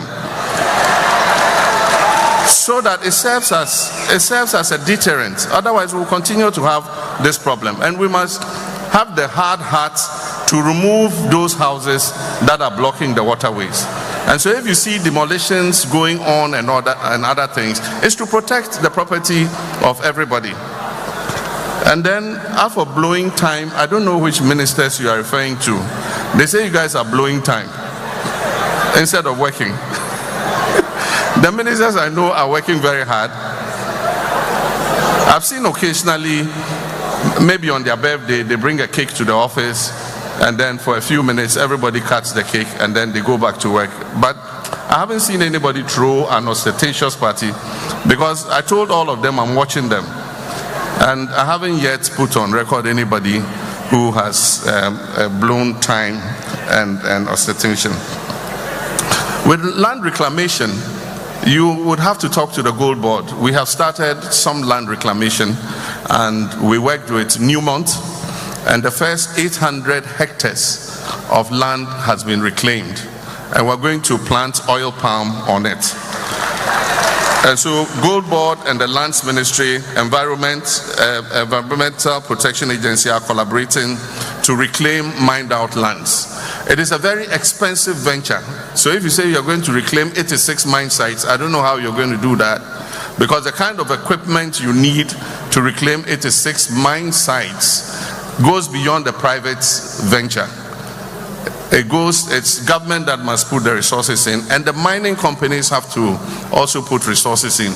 And so that's why we started with the Newmont example, and it's going to be scaled up so that all the other companies, Goldfields and all the other companies also put money in so that we can reclaim the lands. But in order to make it sustainable, we are thinking of introducing a reclamation bond for small-scale mining industries. We have it for large scale, but we don't have it for small scale.